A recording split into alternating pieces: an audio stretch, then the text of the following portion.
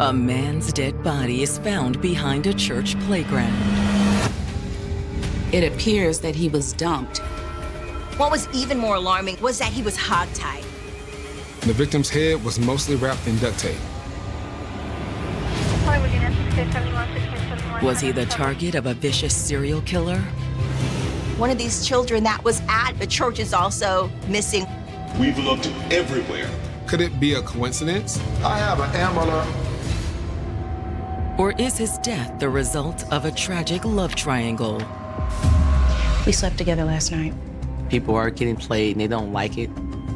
The investigation has revealed two very different stories. One of the women is lying, but which one?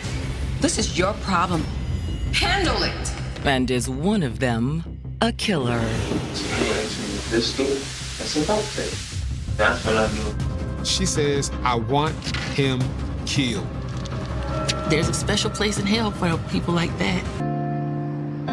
April 12th, 2002. It's a Friday night in Atlanta, Georgia's fashionable Buckhead neighborhood. This is where the wealthy of Atlanta live. Buckhead is where you go to party. It's where you go to eat fine food. One of the wealthiest neighborhoods in the southern United States. It's a nice little community set going, family-oriented. Just somewhere you can go where you know it's upscale. And it's a safe neighborhood. The governor's mansion is in that area. It's not one of those places that you expect to see crime. Crazy things just didn't happen in Buckhead. But this night is different. Around 10:30, a couple was walking the way they did every night. And as they were crossing a playground outside of a church, they noticed something odd. What's that? What? What is that? An animal, maybe? They stepped closer to get a better look. Oh my God. What they found was a body. 911, we're turned safe. Hello? The couple calls 911. And police respond quickly. A dead body is something that they're not used to on an everyday basis. The body had been wrapped in duct tape. His nose was covered, his mouth was covered, his eyes were covered. There's no wallet or ID on the body. But police are ultimately able to identify the victim. They were able to get his fingerprints and identify him as 45-year-old Bobby Jackson. Growing up with 7 brothers and sisters, Bobby Jackson had a big personality. Bobby was a real people person. He was outgoing, outspoken, loving, caring. He loved to laugh. His heart was so big. But his greatest love was reserved for his 2 daughters. Unfortunately, things hadn't worked out between Bobby and the girl's mother. Things hadn't gone so well for Bobby as a young man and a young father, and he ended up struggling with addiction. But eventually, Bobby's love for his daughters helped him turn his life around. He decided to get his life together. He wanted to be on a straight and narrow path, so I started talking to him more on the phone when he was going through the rehab facility. He was staying there, working on getting clean. After rehab, Bobby got a job as a bus driver with MARTA, the Metropolitan Atlanta Rapid Transit Authority. When he started working at MARTA, I started seeing him around. He'll come and visit me on the weekends. When my sister came down from college, we would hang out with him. Bobby is loving life right now. This job is really changing his trajectory. He's now making a little bit more money. He has a lot going on. But there was still something missing in Bobby's life. While Bobby found his job very fulfilling, his love life was a different story. After splitting with his girl's mother, he started dating. He's trying to go out a little bit. and enjoy his life as most adults do. That's when he met a woman named Jeanette. Thanks, Bobby. Part of his job was to transport employees of Fulton County from a remote parking lot to the city hall. Bobby and Jeanette started chatting every day. Jeanette worked in one of the county offices downtown, so she was riding the bus that Bobby drove to and from work. Any big plans for the weekend? I was thinking maybe a date with you. Soon, they were in a relationship. Things moved really quickly with Bobby and Jeanette. His life kind of switches. He feels like he's found the one, and he's gonna settle down. But now, he'll never know what could have been. Just as Bobby's future appeared bright, he's found dead. It was actually behind a playground on church property where they discovered this dead body. When police arrive, they're shocked at what they see. His hands were bound behind his back. His feet were also bound. Duct tape was wrapped around his face. And then the situation gets even worse. While the police are busy putting up crime scene tape, they are approached by a pastor. The church was actually having a lock-in for its kids. A lock-in is where the kids have a sleepover, they play games, watch movies, do a little Bible study. We may have a child missing. And what the pastor tells police could signal the start of a desperate race to save a life. He's anxious and very nervous, and he's like, we have a missing kid. We've looked everywhere. The 12-year-old boy had gone missing. I have an Amber Alert. Is it possible the kid's disappearance is somehow connected to Bobby's death?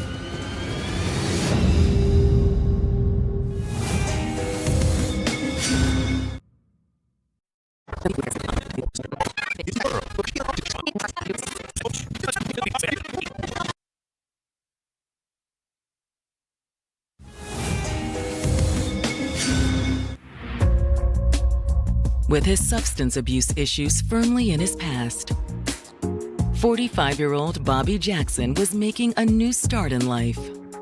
Once he got out of rehab, things really started to look up for him. He got a good job driving an Atlanta city bus, and he was rebuilding his relationship with his 2 daughters. And he'd found love with Jeanette, a woman who rode his bus. Jeanette worked in a government office downtown, and she would talk to Bobby every day on the ride to work. Eventually, they started dating. He's just really enjoying life. You know, things are just going well for him.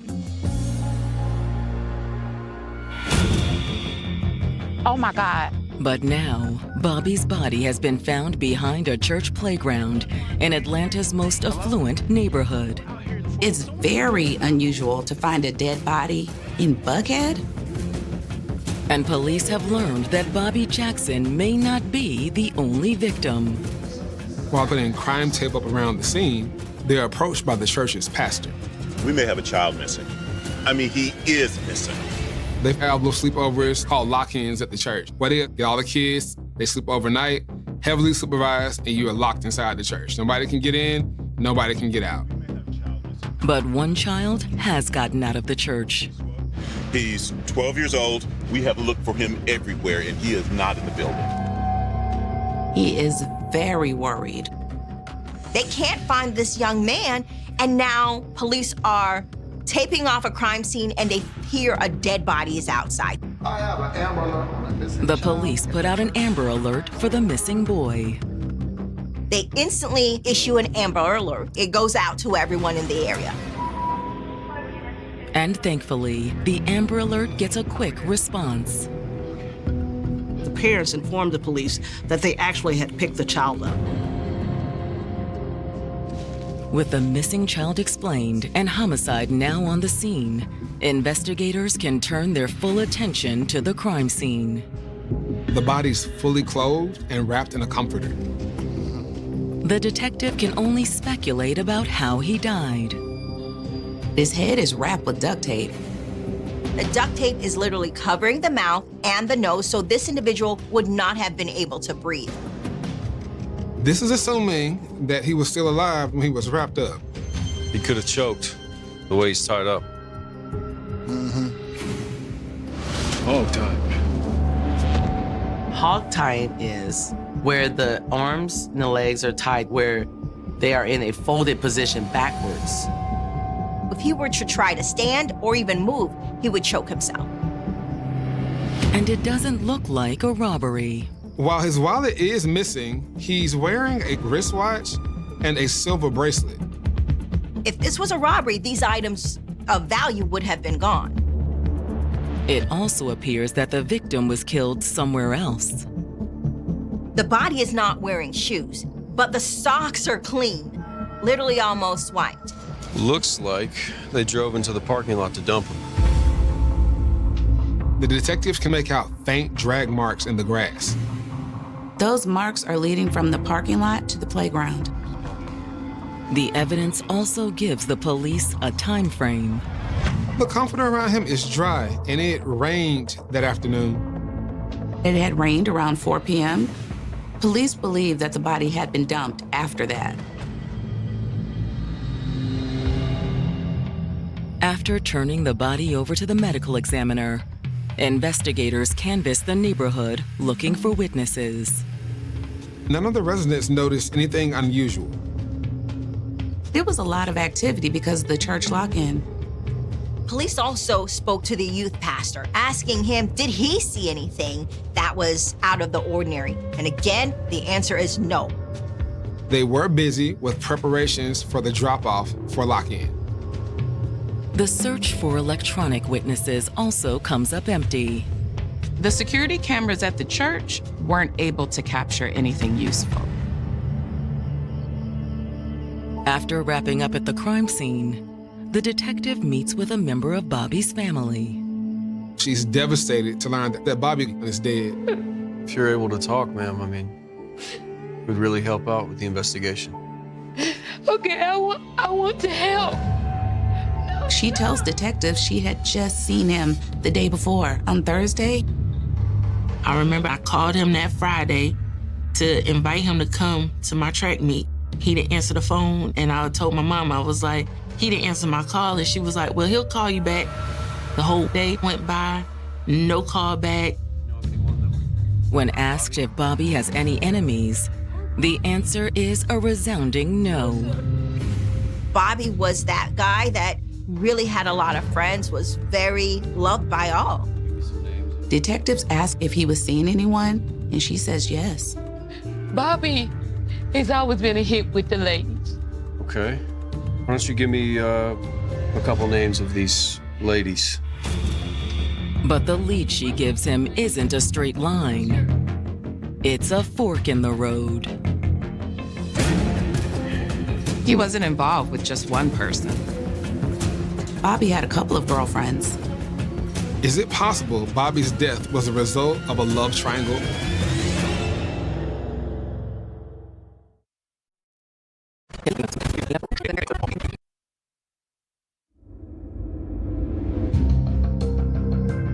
Police in Atlanta investigating the murder of Bobby Jackson have just learned that the 45-year-old bus driver was romantically involved with more than one woman. According to his family, Bobby had a couple of girlfriends. Was this a love triangle gone wrong? Can you give me a name of some of these ladies? One of them's name was Shirley. She lived out in Zebulon. She informs the police that one of those girlfriends' name is Shirley. She does not remember Shirley's last name, but had enough information to say that they had been dating for a while. The other girlfriend, however, is more recent. About 6 or 7 months ago, he started seeing a woman named Jeanette. Bobby's been staying with Jeanette lately, and she says she's not sure if he's still dating Shirley. Okay. Is he still with Jeanette? As far as I know. After speaking to Bobby's family, the detective asks Jeanette to come to the station. She's devastated, crying because this is the love of her life. Jeanette confirms that Bobby has been staying at her apartment. Did you have any idea he was seeing someone else? I didn't at first, but I found out. She acknowledged that she knew that Bobby was in fact dating another woman. He had been dating a woman named Shirley Lyons. Jeanette says that she and Shirley both worked for Fulton County. They actually worked in the same building. So you two knew each other? No, not like friends or anything. I just saw her around the building. But she says that had changed about a week ago. Jeanette says that on April 3rd, Shirley came into her office. Shirley comes in with a request for the purchasing department. Give me a moment, okay? Jeanette looks the information up, gives it to Shirley, but instead of leaving, Shirley hangs around, and she's now talking about one of the supervisors in the department. He is driving me crazy. Then Shirley mentioned a familiar name. Bobby don't even like him either, so I know it's not just me. She drops guess whose name? Bobby. At this point, Jeanette realizes and her ears perk up. She's talking about Bobby. That threw up a flag for Jeanette, like, hold on, because at first you come in here about business and now you mention something that's familiar to me and I want to know more. Are you talking about Bobby Jackson? Yeah, that's my boyfriend. Shirley says, me and Bobby have been dating for about a year. Thank you. Jeanette is shocked. The moment Shirley left, Jeanette called Bobby. What's going on with this woman, Bobby? Bobby says don't worry about her, she's crazy, that he wasn't dating her, and she knew it. But after work that day, his story changed. He told me before he became a bus driver that he used to work for the county. Like you and Shirley? Yeah. He worked in the same building as Shirley and Jeanette. He said he knew Shirley from the office. He says that the whole time that they worked together, Shirley had always been flirty. He told me once he started driving the bus that he thought he would never see her again. But life had a different plan. Around the same time he got the job at Martyr, his car's transmission blew. He needed some way to get back and forth to work. He had this new job. He was excited about it. He didn't want to lose it. And Shirley had a truck. So he borrowed Shirley's truck. And since she did him a favor, he thought he had to take her out. He couldn't say no. Right. And Shirley had gotten the impression she was his girlfriend. Jeanette says she wasn't too happy about this. Jeanette told him to tell Shirley that whatever had been going on between them was done. On the morning of April 5th, Bobby called Jeanette to tell her he'd taken care of it. He calls saying that he told Shirley that they could be nothing more than friends. Bobby said that she cried all night. Even though he was trying to end it, he didn't want to just walk out on her and leave her in that state of mind. So he stayed the night. Bobby assured Jeanette that all he and Shirley did was talk. He ended the conversation by telling Jeanette that he loved her and that they would talk later that evening. But that wasn't the end of it. Jeanette was barely off the phone with Bobby when she said Shirley came in. She came in saying she needed to talk about Bobby. What about Bobby?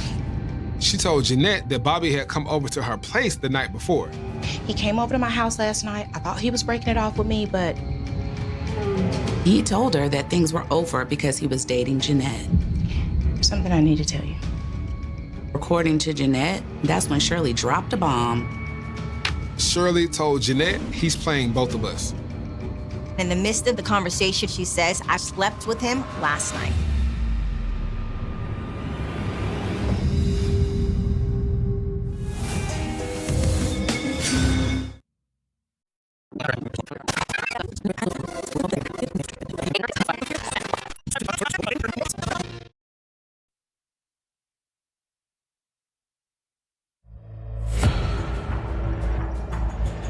The girlfriend of murdered Atlanta bus driver Bobby Jackson has told investigators that he had severed all ties with a woman he'd previously dated, Shirley Lyons.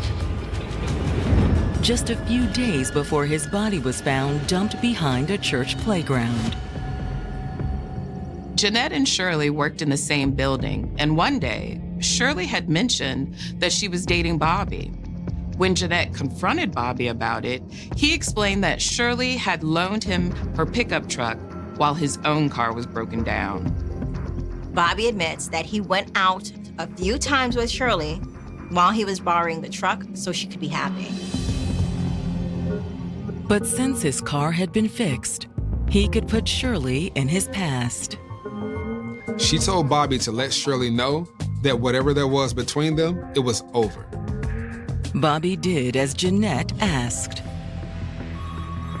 He calls her the next day, April 5th, saying that he told her that they could be nothing more than friends. Jeanette had asked Bobby how Shirley took it, and Bobby said that she cried all night.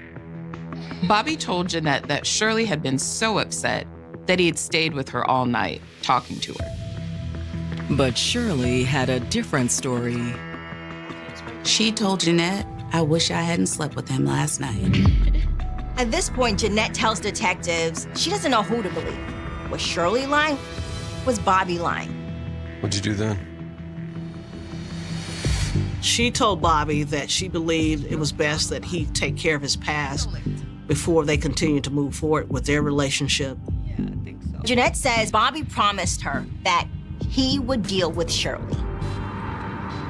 A week later, on the evening of April 12th, Bobby told Jeanette he was leaving to fulfill that promise.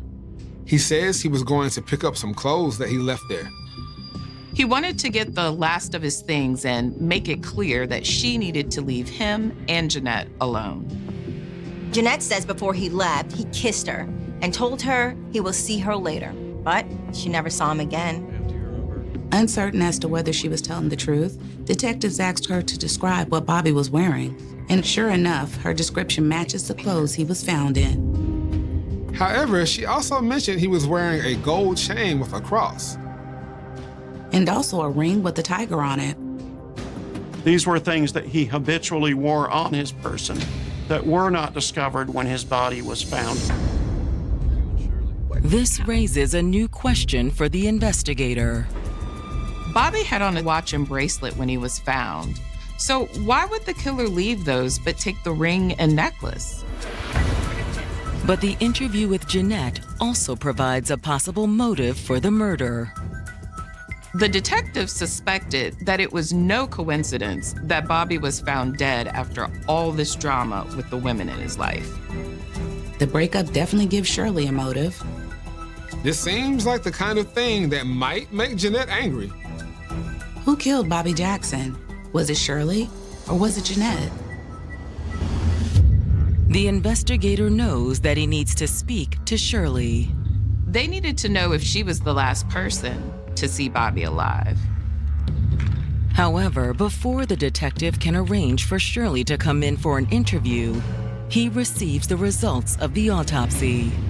The medical examiner finds superficial cuts to Bobby's face and a stab wound to his neck. He also had some other abrasions to his body.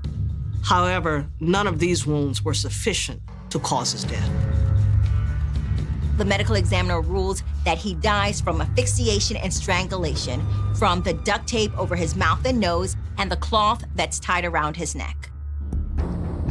The autopsy reinforces the suspicion that the motive was personal. The medical examiner said that the duct tape had been wrapped at least 8 times around his face. That is very cruel. To me, that is coming from someone that's hurt. That's coming from someone who has had some type of emotional encounter with this man. They wanted him to suffer. They wanted him to feel pain. After reviewing the findings from the medical examiner, the detective contacts Shirley and asks her to come in for an interview. This is Shirley? She agrees to come down and give a statement. Like Jeanette, she was distraught and broke down crying. Shirley confirms that Bobby was dating both her and Jeanette. She also confirms that Bobby came to her house to see her Friday evening, just like Jeanette said. but not for the reason Jeanette told them. He gave me something for my electric bill. He was not gonna go get the last bit of his clothes. She needed help paying her electric bill because her power was turned off. After all I've done for him, I figure he owes me. Bobby was there on a charitable mission to give Shirley Lyons $50 so that she could use it to pay on her power bill. She says he got there around 6 that evening and left maybe about 45 minutes later. Did Bobby break up with you? Detectives asked if Bobby said anything to her about ending the relationship. According to Jeanette, that was Bobby's only reason for going to see Shirley that night, to tell her they couldn't see each other anymore. Despite her grief, the question makes Shirley laugh. Shirley says no. In fact, she shows the police this diamond ring. According to Shirley, Bobby asked her to marry him.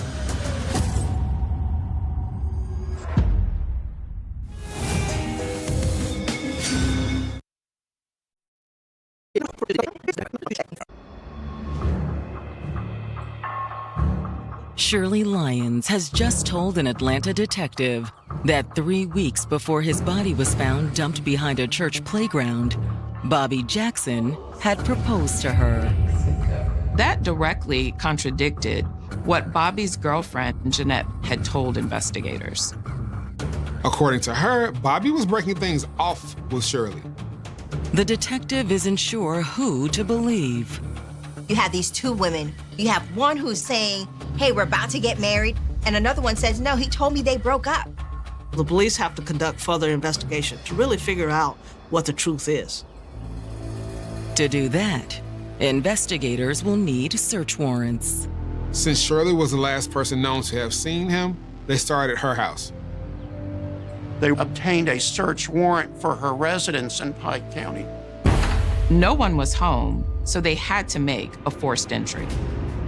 Once inside the bedroom, investigators immediately spot something. As soon as detectives enter, they see something very familiar. Check this out. Detectives notice what appears to be blood inside Shirley's house. Let's get a sample of that. Looking around the room, his suspicions are further confirmed. These curtains look familiar to you? We've seen those before.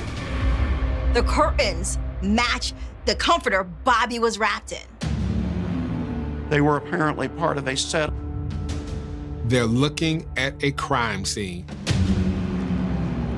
As investigators wrap up at the house, Shirley returns from work. What's going on? Shirley is surprised to see the police there. They tell her they have search warrants, and they tell her they are looking for evidence. Defiant, she says you won't find anything in the house. When Bobby left out of here, he was alive and well, so you're not gonna find anything. When detectives tell her, we already have, she breaks down in tears. She says, I didn't mean for him to die. He was just supposed to hurt him. All right, it's all right. He was just supposed to hurt him, that's all. Ma'am, it's okay. Detectives stop her from saying anything else. They want to make sure they get it all on tape. It's important that they now conduct another interview. And they want to do it immediately. They take her into the Pike County Sheriff's Office. Once she's there, they read Shirley her rights and they continue the conversation. Shirley admits that she and Bobby were having problems.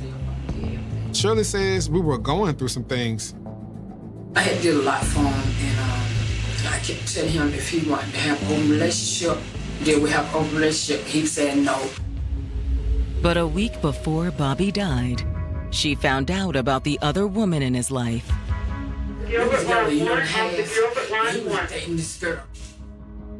She says she decided to teach him a lesson. She says that she hired a man to rough Bobby up. The man was 41-year-old Khalik Sharif, but he was known on the streets as New York. Shirley tells the police that she went to the area of Simpson Road in Atlanta. There she locates New York, hanging out at a gas station. I just happened to just roll through there and I seen him, and I told him I wanted him. This guy hit. She tells New York about the problems she's having with her boyfriend, tells him she needs someone to just kind of rough her boyfriend up. New York agreed to do it for $2,000. They made a plan and decided that they would ambush him a week later on the evening of the 12th. Shirley says that night she drove to Atlanta and brought New York back to her house in Zebulon. Shirley told him to hide in the closet. She says New York was waiting when Bobby came to the house.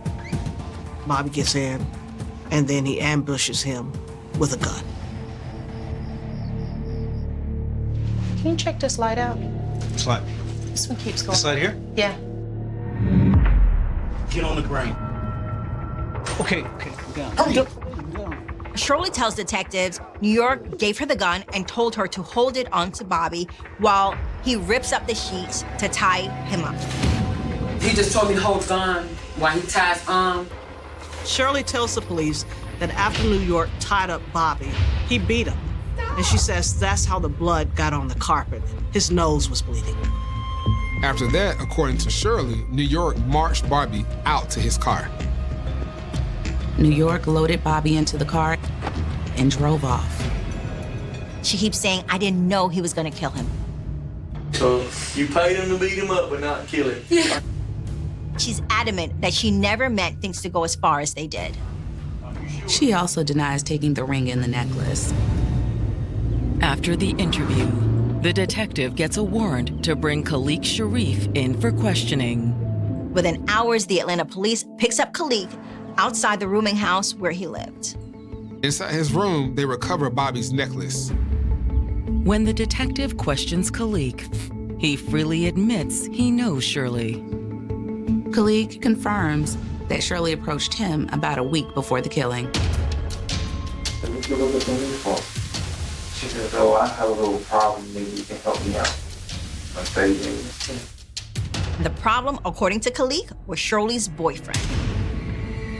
She said, well, if you can steal me from me, then you can appreciate me. Fight, this and that. That's when Shirley offered him $2,000 to help her. When Khalik asked Shirley what she wanted him to do, her answer was simple. She wants payback. He's still alive.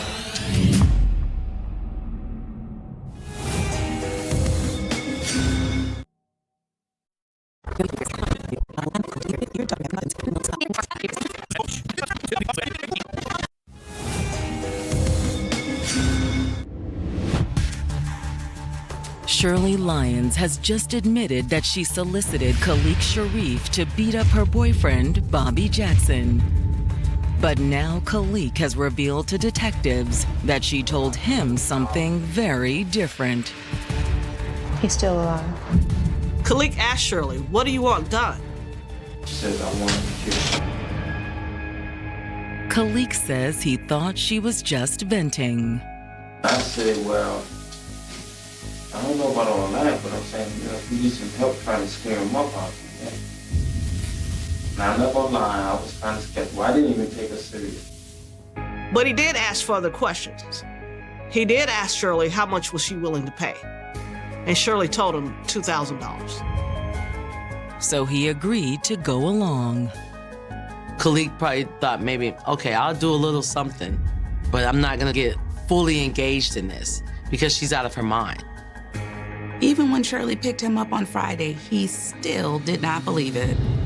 I don't think it was just a hope. But then things got real. As it got closer to when Bobby was supposed to arrive, things took a serious turn. Get in the closet.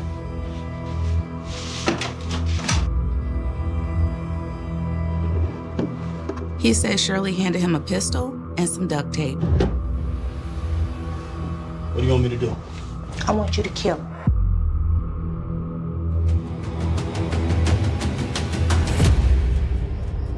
And it wasn't long before Bobby arrived. Can you check this light out? Bobby gets there, and Shirley asks for help in the bedroom. She said her lights weren't working properly. When Bobby entered the bedroom, he had no idea what was waiting for him. Get on the ground. Khalik tells the police, I jumped out the closet, I pulled the gun on Bobby, and I told him to lay down. Then Khalik used the duct tape that Shirley had given him to tie Bobby up. After Khalik has hog-tied Bobby, he then begins to wrap Bobby's face, his mouth, his nose with that duct tape. This entire time, he says Shirley is taunting Bobby. You think this is a game? You want to play me now? Khalik tells the police that Shirley began slapping Bobby, and he also admits that he had a little pocket knife, and he began to poke and stab at Bobby. But he says he also gave Shirley a last chance to change her mind. I asked, I said, do you really want me to kill this man? She said, I want him dead. Shirley could not stand that Bobby had found happiness outside of being with her. And she killed him for it. Here's $50. Shirley gave Khalik what amounted to a down payment for killing Bobby. Shirley takes the $50 that Bobby actually gave her for the electric bill, and she gives that to Khalik. He also tells detectives that he went through Bobby's pockets and found another $50. He also takes the necklace with the cross, and he takes the gold ring with the tiger face. He doesn't stop there, though. He sees that Bobby has on white sneakers. He takes those sneakers from Bobby, and he actually puts them on his own feet. Then they drug Bobby to the car. He says Bobby was still alive when they loaded him in the back of his car. He's still alive. That's when he reapplied the duct tape to his face. They duct taped him to smother him. And then they waited. When he finally stopped struggling and moving, they covered him with a comforter. If anybody was looking back there, you could see the body, so I could cover the body up. Then he drove off. I'm hot. I smell the body. I'm like, I gotta get rid of this body. He decided to discard Bobby Jackson's body at the playground, where it was eventually discovered later that same night.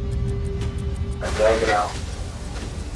Just push it towards the bush, and I just call it. I'm getting the hell away from it. After that, he abandoned the car. And he walked to a nearby restaurant and gave someone $15 to give him a ride.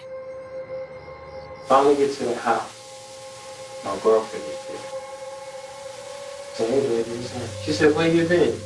I said, oh, I had to go out of town. I said, I got something for you. I handed it in. What stood out about that interview is he was extremely relaxed. He never looked nervous. He did not seem to be hiding the truth. Once detectives have his story, they place him and Shirley under arrest for murder. The district attorney sought the death penalty against both defendants. Prosecutors are determined to get justice for Bobby's daughters. To ensure that Shirley Lyons would be convicted because she was the mastermind of this situation. A plea deal was made with Khalik Sharif in exchange for him testifying at Shirley Lyons' trial. In exchange for his testimony, he gets life in prison with the possibility of parole. Securing Khalik's testimony is crucial, but it isn't the only card in the prosecution's hand. When Shirley goes to trial in 2004, the crime lab has confirmed that it was Bobby's blood that was on the carpet in her house. Shirley's own statement admitted that she had instigated the sequence of events that ended with Bobby Jackson's death. But the defense was asking the jury to believe that Khalik killed Bobby, even though she didn't want him to. The jury isn't persuaded. She was convicted of murder, kidnapping, and armed robbery, and she was sentenced to life in prison without the possibility of parole. For Bobby's daughters, It's hollow justice. It's like you still get to see your family at the end of the day. She still has that option if her family still wants to come around. I have to go to a gravesite to visit my dad. Bobby's daughters will have to deal with this for the rest of their life, losing their father. You chose to take someone else's life because they were leaving you. Let them go. There's a special place in hell for people like that. And he was taken from them just when they felt they had gotten him back. It was like, now that I get him back in my life and he's trying to do right for me by being there for me, now he's gone. So I lost the opportunity of actually having my dad around when he was really just trying to be there for me. There are murders that shock a city for a few days, murders that dominate newspapers, television broadcasts, police briefings, and dinner table conversations until another headline pushes them aside. And then there are murders that refuse to disappear. They sink into the files. They gather dust. They become names spoken in lowered voices by detectives who have spent years staring at the same photographs, the same reports, the same evidence bags, asking the same question that never seems to have an answer. Who did it? In Michigan, 2 murders separated by more than 4 years appear to have nothing in common. One happened in Flint. The other happened near Detroit Metropolitan Airport in Romulus.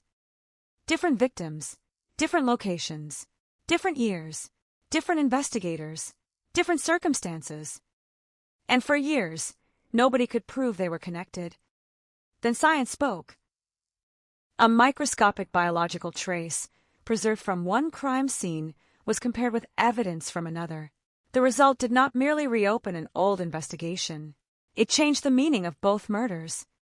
The killer had not disappeared completely. He had left something behind. In November 1986, Margaret Eby was found dead inside her Flint home. Eby was 55 years old. She was a professor at the University of Michigan Flint and had served as a provost. She was a respected member of the academic community, a woman whose professional life placed her far from the image of a random homicide victim. But inside her home, investigators found a scene that would haunt the department for years. Eby had been sexually assaulted. Her throat had been slashed. The violence was extreme. The investigation began immediately. Detectives examined the house. They searched for fingerprints. They documented physical evidence.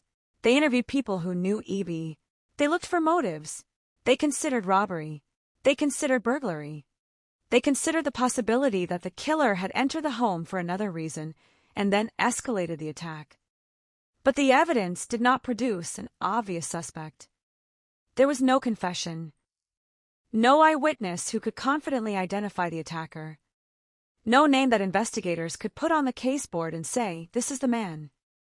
Instead, there were fragments. A crime scene. A victim. A terrible act. And evidence waiting for technology that did not yet exist in its modern form. In 1986, forensic DNA analysis was still in its early years. Investigators could preserve biological material, but the extraordinary database systems that would later allow police to compare profiles across jurisdictions were not yet the investigative weapon they would become. That meant evidence could survive while the investigation stalled. The killer could survive too. For 5 years, the case remained without a definitive suspect. Then, in February 1991, another woman entered the story. Her name was Nancy Jean Ludwig. She was 41 years old and worked as a flight attendant. Her life involved airports, hotel rooms, schedules, passengers, layovers, and constant movement. On February 17, 1991, she was staying at the Hilton Airport Inn in Romulus, near Detroit Metropolitan Airport. That night became the final night of her life. Ludwig was bound. She was gagged. She was sexually assaulted. Her throat was slashed. The similarities were disturbing. But similarities are not proof. Investigators could not simply declare that the same person had committed both murders because the crimes looked alike. They needed evidence. The Romulus investigation began as its own case. Another crime scene. Another victim. Another family waiting for answers. Another police department facing the same impossible question. Who killed her? At first, there was no obvious answer. And that was the frightening part. Because somewhere in Michigan, a person who had already killed once appeared to have killed again. The two cases were separated by geography and time, but violence has a language of its own. Investigators noticed patterns. The sexual assault, the method of killing, the use of a sharp instrument against the throat, the apparent control exerted over the victims. But patterns can mislead. Detectives needed something stronger. They needed a connection that could survive courtrooms, skepticism, and time. They needed science. And in the years after Ludwig's death, forensic science was changing at a speed that would have seemed almost impossible when E.B. was killed. DNA was becoming more powerful. Databases were expanding. Old evidence could be tested again. Evidence that investigators once considered useful only for exclusion could become a weapon for identification. Then came the breakthrough. In 2001, DNA evidence from the 1986 Flint murder was submitted to the Combined DNA Index System, better known as CODIS. The system was designed to do something investigators could never accomplish manually. Compare. Search. Connect. A biological profile collected in one investigation could potentially find its counterpart in another. And that was exactly what happened. The DNA from the Flint case matched DNA associated with the 1991 Romulus murder. 5 years after the second killing, investigators suddenly knew something they had never been able to prove before. These were not two unrelated tragedies. The same biological signature connected them. The same offender had apparently been present in both crimes. The cold case was no longer isolated. The murder in Flint had found the murder in Romulus. And the implications were enormous. Because investigators still had a problem. They knew the crimes were connected. They did not yet know the man's name. DNA had built the bridge. Now police had to cross it. The Flint Police Department's cold case squad went back into the old evidence. They reviewed the crime scene. They examined latent fingerprints that had been collected years earlier. One of those prints had seemed too incomplete to provide an answer. But technology had changed. The print was submitted to the FBI's fingerprint system. 3 latent prints from the 1986 homicide were searched. One produced an identification. A name emerged. Jeffrey Gordon. But investigators did not immediately rush to arrest him. They watched. They followed. They waited. Because a fingerprint identification and a DNA match are powerful pieces of evidence, but investigators wanted confirmation. They needed a reference sample. They needed Gordon's DNA. And they needed to obtain it without alerting him to the investigation. So police watched him. At a restaurant, Gordon used a napkin. He left it behind. Investigators retrieved it. The napkin was not dramatic. It was not a weapon. It was not a blood-stained piece of clothing. It was an ordinary object touched by an ordinary man during an ordinary moment. But the ordinary object carried extraordinary evidence. DNA was recovered from the napkin. It was compared with biological evidence from the murders. The result was devastating. The DNA matched the evidence from both homicides. A case that had survived 5 years of uncertainty after the second murder suddenly had a suspect. A suspect whose fingerprint connected him to the Flint scene. A suspect whose DNA connected him to both killings. And a suspect who had apparently lived for years with the secret hidden in evidence bags, police databases, and forgotten files. The man investigators had been searching for was no longer a shadow. He had a name. He had a face. He had a history.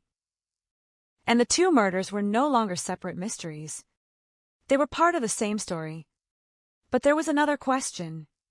How had a man who appeared to vanish into ordinary life been able to remain beyond suspicion for so long?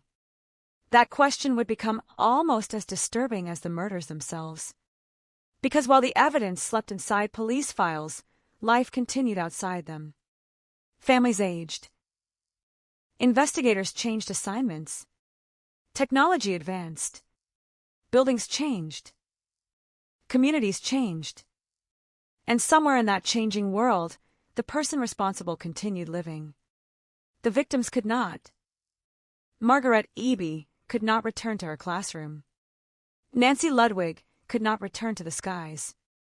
Their families could not turn back time. But evidence could. A fingerprint could cross 16 years. DNA could cross 5. And suddenly, the past was standing in the present. The investigation had finally found its direction. But the story was not finished. Because identifying a suspect is one thing. Proving what happened is another. And after years of silence, investigators were about to confront a man who had carried the answers with him for more than a decade. The files were opening again. The evidence was speaking again. And this time, the killer had nowhere left to hide. Part 2. For investigators, the most terrifying moment in a cold case is not always the moment when evidence disappears. Sometimes it is the moment when the evidence suddenly comes alive. 4 years, the 1986 murder of Margaret Eby had been exactly that kind of case. There was evidence. There were photographs. There were fingerprints. There was biological material.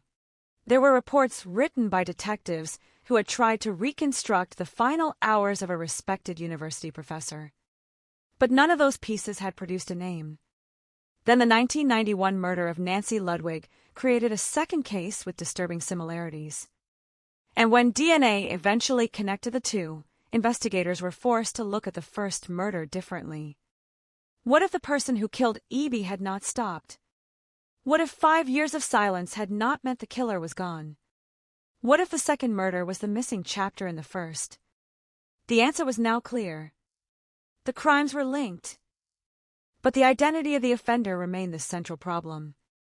DNA had told investigators that the same person was responsible. The fingerprint evidence offered something more. It pointed toward Jeffrey Gorton. The FBI's account of the investigation describes how the Flint Police Department's cold case squad submitted latent fingerprints from the 1986 homicide for examination. 3 prints were searched. 1 was identified. That identification changed the investigation. But police did not simply accept the result and make an immediate arrest. They investigated. They watched. They built the case. The suspect had lived a life that, on the surface, did not resemble the nightmare hidden in the homicide files. He had a job. He had a family. He moved through ordinary places. He ate in restaurants. He interacted with people. He occupied the same world as everyone else. That contrast is one of the most disturbing elements in cold cases. The public imagines a murderer as someone permanently marked by violence, a monster who looks like a monster. Reality can be far more ordinary. A person can commit an extraordinary act of violence and then return to an ordinary routine. Go home. Go to work. Eat dinner. Answer the telephone. Sleep. Wake up. Repeat. And all the while, somewhere in a police evidence room, a tiny biological trace waits. In Gorton's case, investigators already had 2 separate lines of evidence. The fingerprint from the Flint homicide, the DNA connection between the Flint and Romulus murders.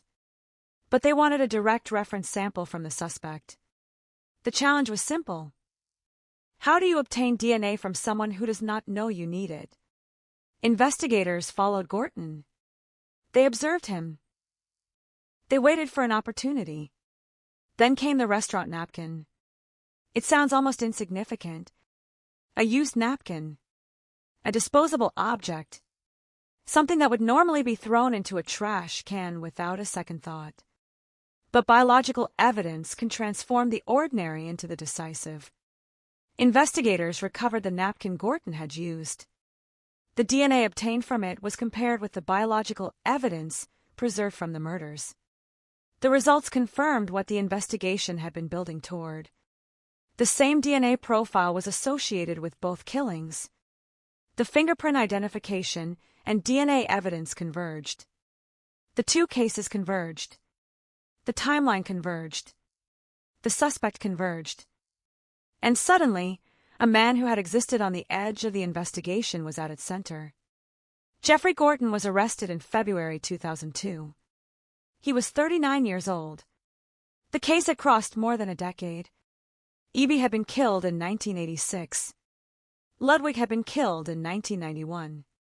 The arrest came in 2002. The years between those dates represented more than elapsed time. They represented unanswered questions. Families waiting. Investigators changing. Technology advancing. And evidence aging inside storage rooms. For the families, the arrest could not undo the murders. But it changed the question. For years the question had been, who did this? Now it became, how much can finally be proven? Gorton faced charges connected to the murders. The prosecution's case was built on physical evidence rather than a simple confession. That distinction mattered. A confession can be challenged. A witness can misremember. A theory can collapse. But when evidence collected at two separate crime scenes independently points to the same person, the argument becomes harder to dismiss. The 1986 Flint evidence connected Gorton to Evie's murder.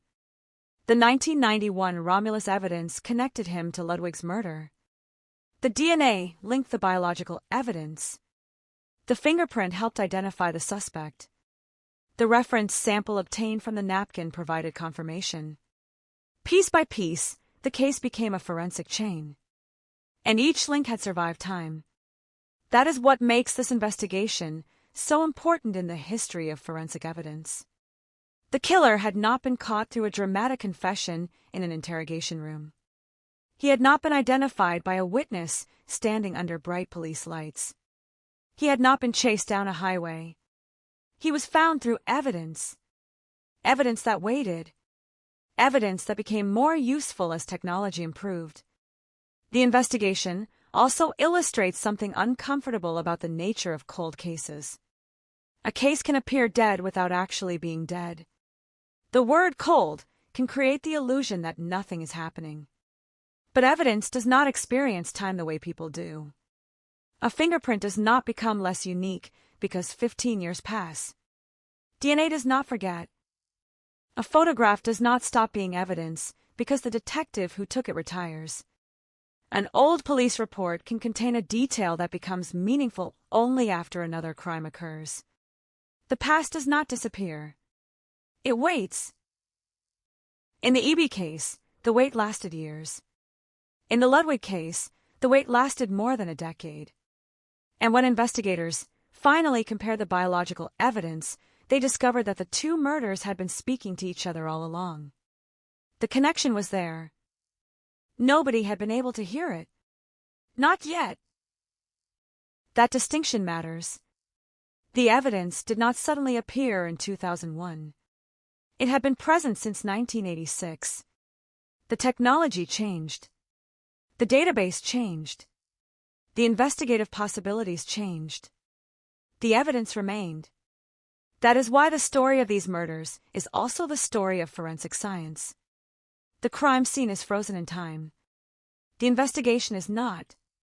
Every technological advance creates the possibility that an old piece of evidence can become new again. A fingerprint, once considered useless, can be searched against a larger database. Biological material, once capable of providing only limited information, can later produce a powerful profile. A case once confined to one police department can become connected to another jurisdiction through a national system. That is precisely what happened here. Flint and Romulus were no longer separate worlds. The database made them one investigation.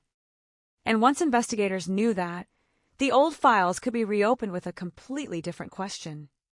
Not what happened, But who appears in both? The answer was Gorton. And that answer forced investigators to examine his life, his movements, his history, his connections, his previous encounters with law enforcement, his whereabouts around the times of the murders. Every detail mattered now because the investigation had changed from a search for an unknown offender to a reconstruction of a known suspect's relationship to two crimes. The past was no longer an empty room. It was a room filled with fingerprints, DNA, dates, names, and questions. The arrest made headlines because cold cases rarely end quietly. A murder that had once seemed destined to remain unsolved suddenly had a suspect. For the public, it was a revelation. For investigators, it was the result of years of work. And for the families, it was something more complicated. An arrest is not the same thing as peace. A courtroom does not erase grief. A conviction cannot restore a life. But after years of uncertainty, the legal process can provide something that a cold case cannot. A definitive answer. The investigation had crossed the first major threshold.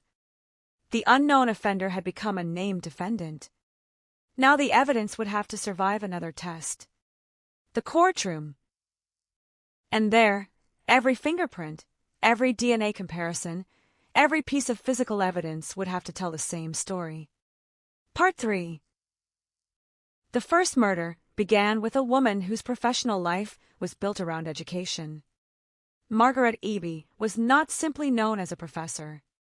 She had been a provost at the University of Michigan-Flint. Her death, therefore, struck a particular nerve. This was not a victim who existed on the margins of the community. She was part of the institution itself, a recognizable figure, a professional, a woman whose life was connected to students, colleagues, and the university.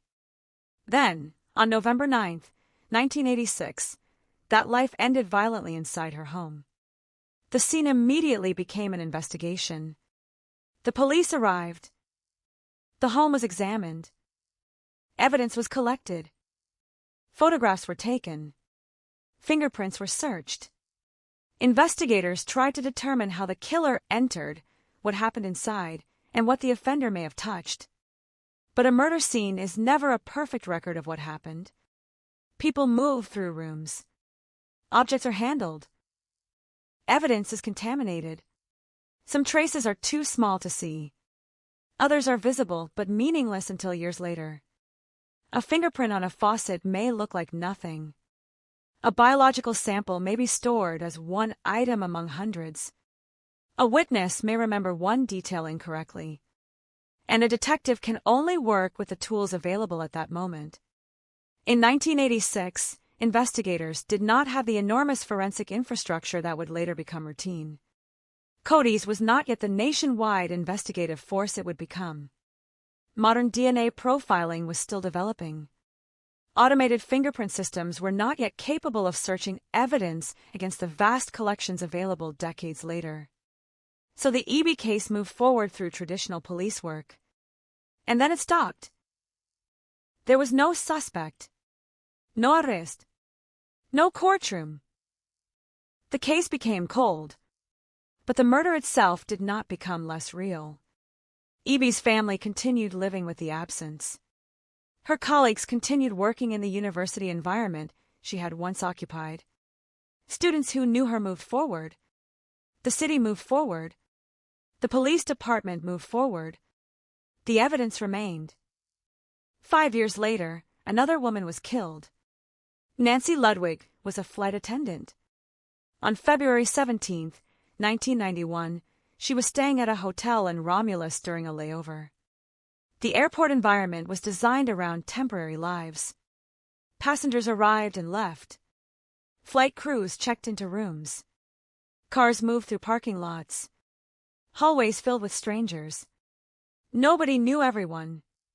That anonymity could become dangerous. Ludwig was found murdered in her room. She had been bound and gagged. She had been sexually assaulted. Her throat had been slashed. The similarities to the Eby case were disturbing. But investigators in 1991 did not yet possess the evidence necessary to prove that the same man had committed both crimes. The cases belonged to different jurisdictions, different investigators, different crime scenes, different victims, different years. And yet the biological evidence carried a message, one that could not be fully understood until later. At the time, detectives had to investigate Ludwig's murder independently. They searched. They interviewed. They examined evidence. They tried to identify a suspect. Again, there was no immediate answer. The killer appeared to have vanished. The public saw another brutal murder. Investigators saw another unsolved file. And somewhere in the evidence was a connection that would eventually transform both cases. The DNA evidence from the murders was preserved. That decision would become critical, because the future of forensic investigation was about to change. During the 1990s, DNA analysis became increasingly important in criminal investigations. Police departments began using databases to compare biological profiles. The principle was simple. Every person leaves traces. Not every trace can identify them, but some can. And when a profile from an unknown offender is entered into a database, it can sometimes connect a crime to another crime. That is exactly what happened when the Flint evidence was eventually submitted to Cody's in 2001. The search produced a match to the 1991 Romulus murder. Imagine the moment. A technician. A database. A result. 2 case numbers. 2 crime scenes. 2 victims. 1 biological profile. The investigation suddenly had a direction. The killer of Margaret Eby was also responsible for Nancy Ludwig's murder. That was the breakthrough. But it was also a warning. Because if the same offender had killed twice, investigators had to ask whether there were other crimes. Had he attacked anyone else? Had he committed another murder? Were there victims whose cases had never been connected? Were there assaults that had never been reported? Were there pieces of his history scattered across other jurisdictions? Those questions became part of the investigation. The connection between Eby and Ludwig did more than solve one problem. It created new ones. But investigators now had something they had lacked for years. Focus. The fingerprint evidence from Eby's home was reconsidered. A latent print that had not previously produced a suspect was submitted to the FBI's EAFI system. The technology was different. The database was larger. The result was different. One print identified Jeffrey Gorton. The suspect had been invisible to the investigation until the technology changed. Now he was visible. And police did not rush. They followed him. The decision was strategic. An arrest is a point of no return. Once a suspect knows police are watching, evidence can disappear. A person can flee. A story can change. Investigators wanted confirmation. They needed DNA directly associated with Gorton. And they found their opportunity in the most ordinary place imaginable. A restaurant. A napkin. A discarded object. Something Gorton had touched. The investigators recovered it. Laboratory testing followed. The DNA matched evidence from the 2 murders. The invisible connection had become a physical identification. The fingerprints pointed toward Gorton. The DNA confirmed him. And the cases were now tied together by more than theory. They were tied by forensic evidence. That evidence would eventually place Gorton in court. But before that happened, investigators had to reconstruct the case carefully. The public wanted to know why. Why Eby? Why Ludwig? Why these women? Why these locations? Why had the killer waited 5 years between murders? Was the interval meaningful? Was it random? Was there another victim between them? Could the crimes have been prevented? Could the killer have been identified earlier? These are the questions that always follow a cold case breakthrough. The arrest gives the investigation a name. It does not automatically provide every answer.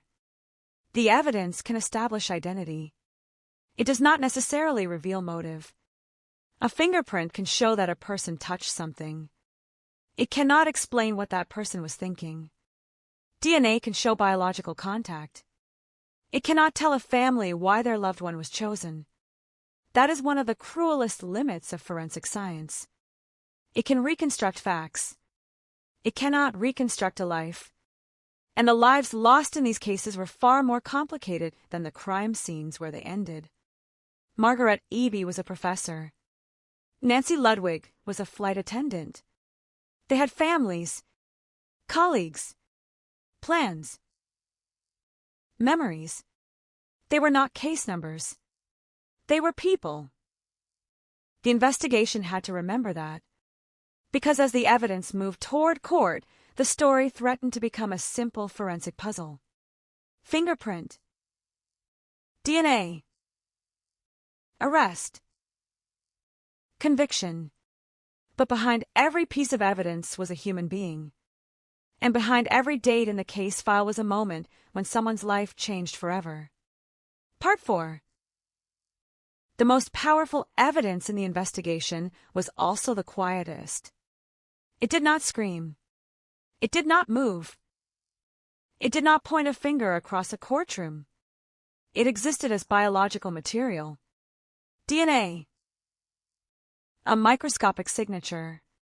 Invisible to the naked eye, but powerful enough to connect crimes separated by years and miles. That is what happened when investigators compared evidence from the 1986 Flint homicide with evidence from the 1991 Romulus murder. The connection was not based on rumor, not based on appearance, not based on a detective's intuition. It came from forensic testing. The same biological profile appeared in both investigations. Suddenly, the question changed. Investigators were no longer searching for two killers. They were searching for one. That realization was both a breakthrough and a shock, because a serial offender had apparently been operating across Michigan. The first crime had occurred in Flint. The second had occurred in Romulus. The distance between them was significant, but to a person moving through Michigan by automobile, it was not impossible. The cases could be physically connected. The investigation now had a geographic dimension. It also had a behavioral dimension. Both victims had been sexually assaulted. Both had been killed by slashing of the throat. Both had been attacked in private spaces. The similarities were no longer merely suspicious. They were supported by DNA. That transformed the investigation. Detectives returned to old files. They reviewed everything. The original reports. The photographs. The fingerprints. The evidence inventories. The names of people who had been interviewed. The people who had been eliminated. The people who had never been fully examined. Cold case investigations are often less about discovering something that was never seen and more about seeing something that was never understood. A detective in 1986 might look at a fingerprint and see an unusable fragment. A detective 15 years later might look at the same print and see a potential identification. The evidence has not changed. The question has. The technology has. The database has. The context has. That is precisely what happened with the latent fingerprint from the Flint scene. Investigators submitted 3 latent prints to the FBI's fingerprint system. One was identified. The name was Jeffrey Gorton. Now the investigation had a person. But a name on a fingerprint database is not the same as a conviction. Investigators needed to connect Gorton to the physical evidence from both murders. That is why the napkin mattered. Police followed Gorton. They watched his movements. They waited for him to leave behind an object containing biological material. When he used a napkin at a restaurant, investigators recovered it. Laboratory analysis provided the confirmation. The DNA from the napkin matched the biological evidence associated with both murders. The forensic chain was now extraordinarily strong. A latent fingerprint placed Gorton in connection with the Flint crime scene. DNA connected the biological evidence from Flint and Romulus. DNA from the napkin connected Gorton to the biological profile. 3 lines of evidence. 1 suspect. 2 victims. 2 crime scenes. 1 offender. For investigators, this was the moment when years of uncertainty began collapsing. The man they had been searching for had been living in plain sight. The arrest followed. But the case did not end there. The courtroom would become the next battlefield. Because evidence has to survive scrutiny. Defense attorneys challenge. Prosecutors explain. Experts testify. Jurors evaluate. And every forensic result must be interpreted carefully. The investigators had to show not merely that Gorton existed near the cases, but that the physical evidence connected him to the murders. The fingerprint mattered because it came from the Flint crime scene. The DNA mattered because it was associated with biological evidence from the murders. The reference sample mattered because it established the suspect's genetic profile. Together, these pieces formed a narrative that was difficult to escape. The prosecution did not have to rely on a dramatic confession. The evidence itself told the story. And that is why this case became an important example of forensic investigation. The murders were not solved by a single miracle. They were solved by layers. A piece of evidence preserved in 1986. Another preserved in 1991. A database developed later. A fingerprint system that could search evidence more effectively. A cold case team willing to reopen old files. A suspect placed under surveillance. A discarded napkin. A laboratory. A match. Each step alone might have been insufficient. Together, they created a chain. The chain stretched across 16 years from Eby's death to Gorton's arrest.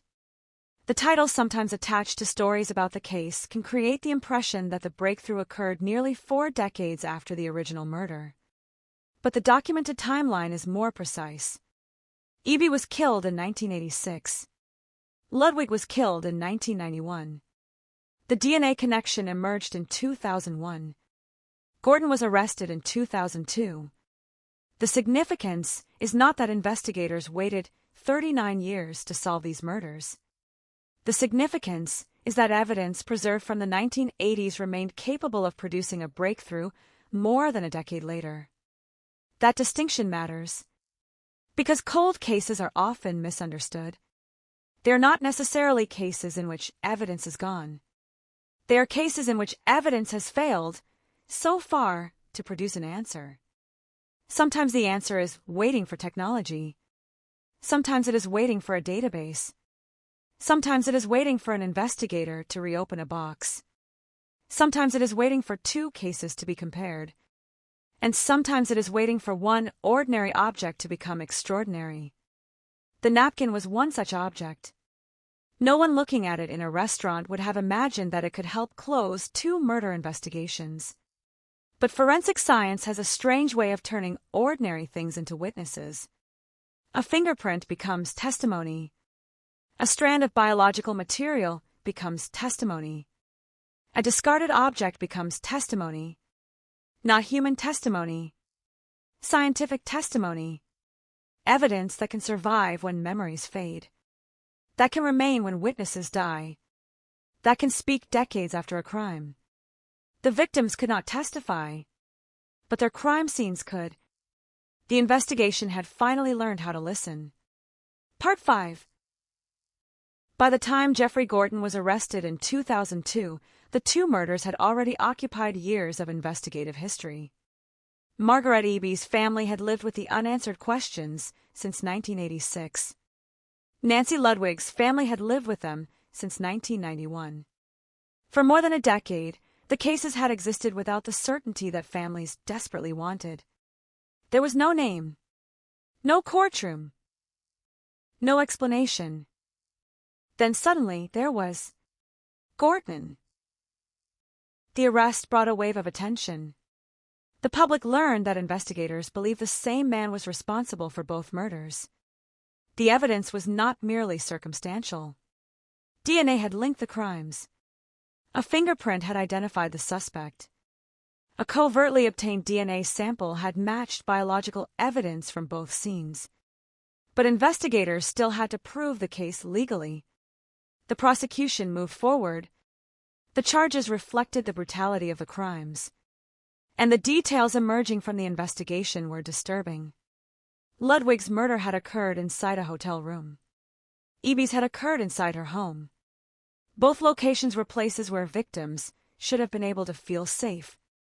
That contrast made the crimes particularly unsettling. A home. A hotel. Two spaces associated with privacy.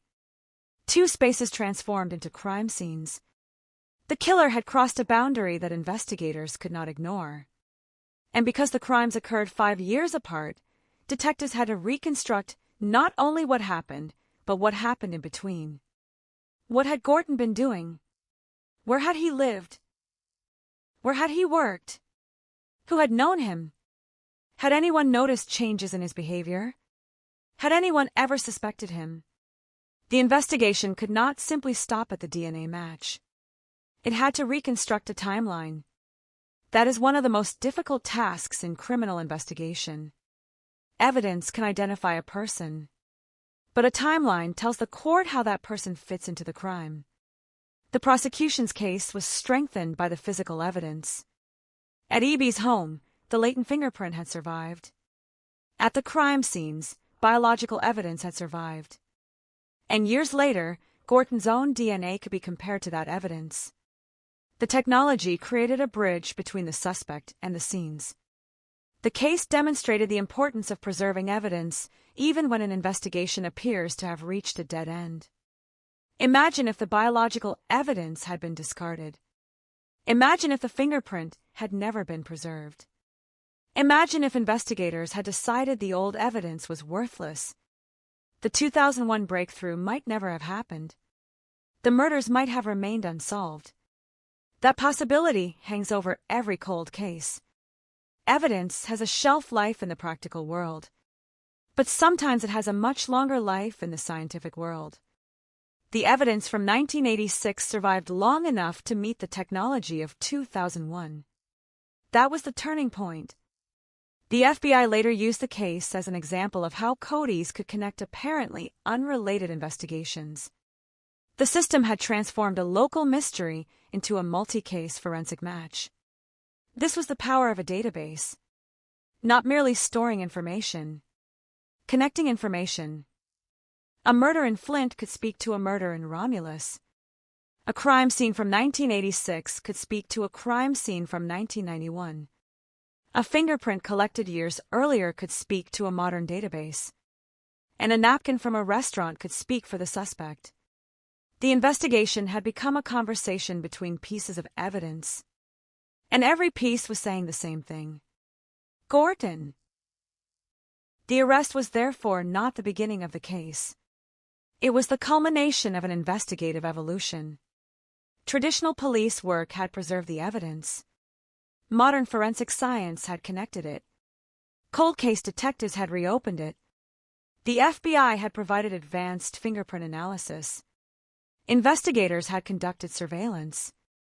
Laboratories had completed the DNA comparison. The case was built over time. That is why the story is more complicated than the phrase, DNA solved the murder. DNA did not work alone. DNA provided the connection. The fingerprint helped identify the suspect. Surveillance produced the reference sample. The investigators built the bridge. The evidence crossed it. The courtroom would determine what followed. For the families, however, the legal process had a different meaning. They had spent years hearing the same phrase. No suspects. No arrests. No answers. Now the language changed. A suspect had been arrested. Charges had been filed. Evidence existed. The case was moving. The emotional impact of that change cannot be measured in laboratory statistics. A family that has waited years does not suddenly become whole because police make an arrest. But uncertainty has its own cruelty. When the identity of a killer is unknown, the imagination fills the empty space. Was he watching us? Was he nearby? Could he do it again? Was someone we knew responsible? Could the killer return? Those questions can continue for years. The arrest replaces uncertainty with something different. Fear becomes anger. Speculation becomes evidence. Rumor becomes a courtroom record. And the dead finally become connected to a legal process that can speak on their behalf. But another disturbing question remained. If Gorton was responsible for both murders, how had he remained unidentified for so long? The answer was not that investigators did nothing. They investigated. They searched. They collected evidence. They followed leads. The problem was that the tools of the time had limits. The fingerprint could not initially identify him. The DNA could not initially produce a database match. The cases remained isolated. Then technology changed. The evidence did not. That is perhaps the most important lesson of the investigation. A cold case can be dormant without being dead. The evidence may be waiting for the right comparison. And sometimes the most important development in a murder investigation happens years after the detectives who originally worked the case have moved on. New detectives inherit old files. New systems search old databases. New laboratories test old samples. New questions are asked. And suddenly, the case begins moving again. For Eby and Ludwig, that movement came too late to save them. But it was not too late to identify the person investigators believed had taken their lives. The years of silence had ended. The evidence had spoken. And the man at the center of the investigation was now standing inside the legal system. Part 6. There is a moment in every cold case investigation when the past becomes present. It can happen when an investigator opens a box, when a laboratory report arrives, when a database returns a match, when a fingerprint becomes a name, or when a suspect's DNA comes back from a laboratory and confirms what investigators have feared for years. For the Flint and Romulus murders, that moment came in stages. First came the DNA connection between the two crimes. Then came the fingerprint identification. Then came the DNA from the napkin. The investigation was no longer searching blindly. It had direction. But the emotional weight of the case was still enormous. Margaret Eby had been dead for more than 15 years by the time investigators identified Gorton. Nancy Ludwig had been dead for more than a decade. Their families had spent years without certainty. The passage of time changes everything except the fact of death. Buildings disappear. Jobs change. People move. Children grow older. Parents die. Witnesses forget. But the victim remains the same age in the case file. Eby remains 55. Ludwig remains 41. The dates remain fixed. November 9th, 1986. February 17th, 1991. The crime scenes existed in moments that could never be repeated. And yet investigators had to reconstruct them. That reconstruction depended heavily on physical evidence. A fingerprint is a map of contact. It can reveal that someone touched a surface. DNA is a biological signature. It can connect a person to biological material. Neither piece of evidence is magical. Both must be interpreted in context.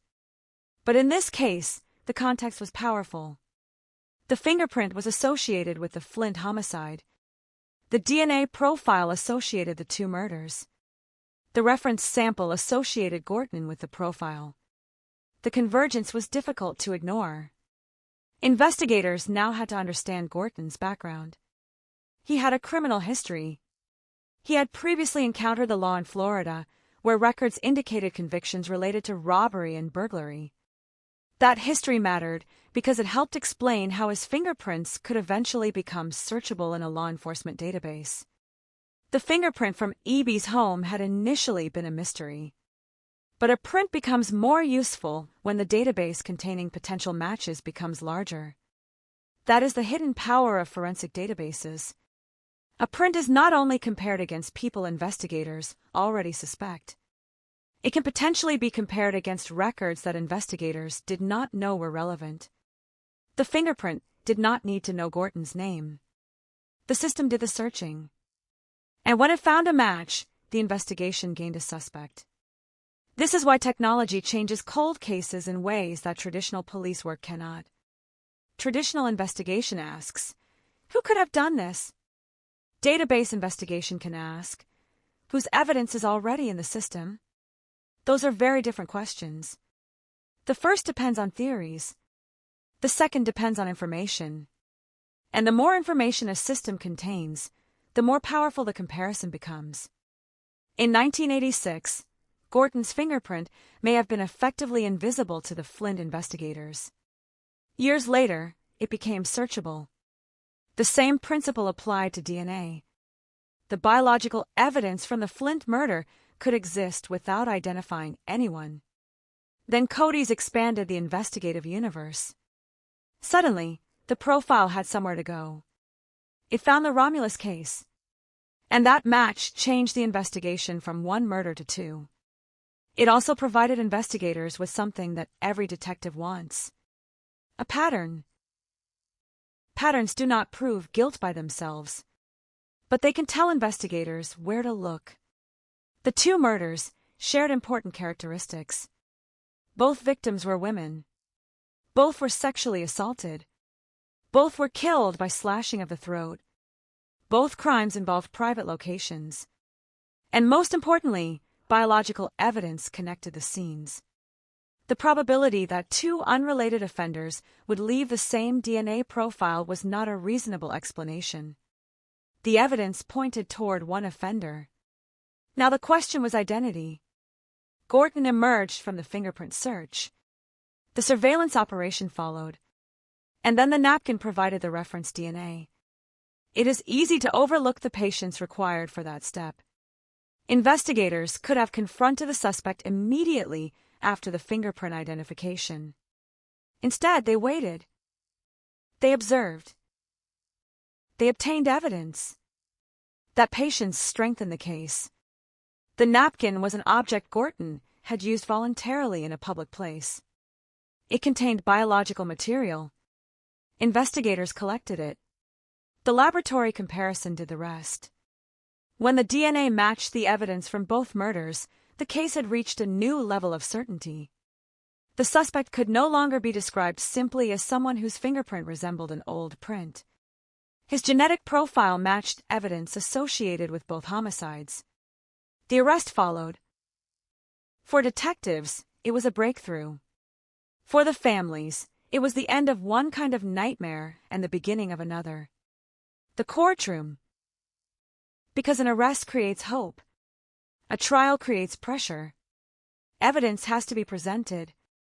Experts have to explain technical findings. The defense has an opportunity to challenge the state's case. The prosecution has to demonstrate that the evidence is reliable. And the jury has to understand what the science means.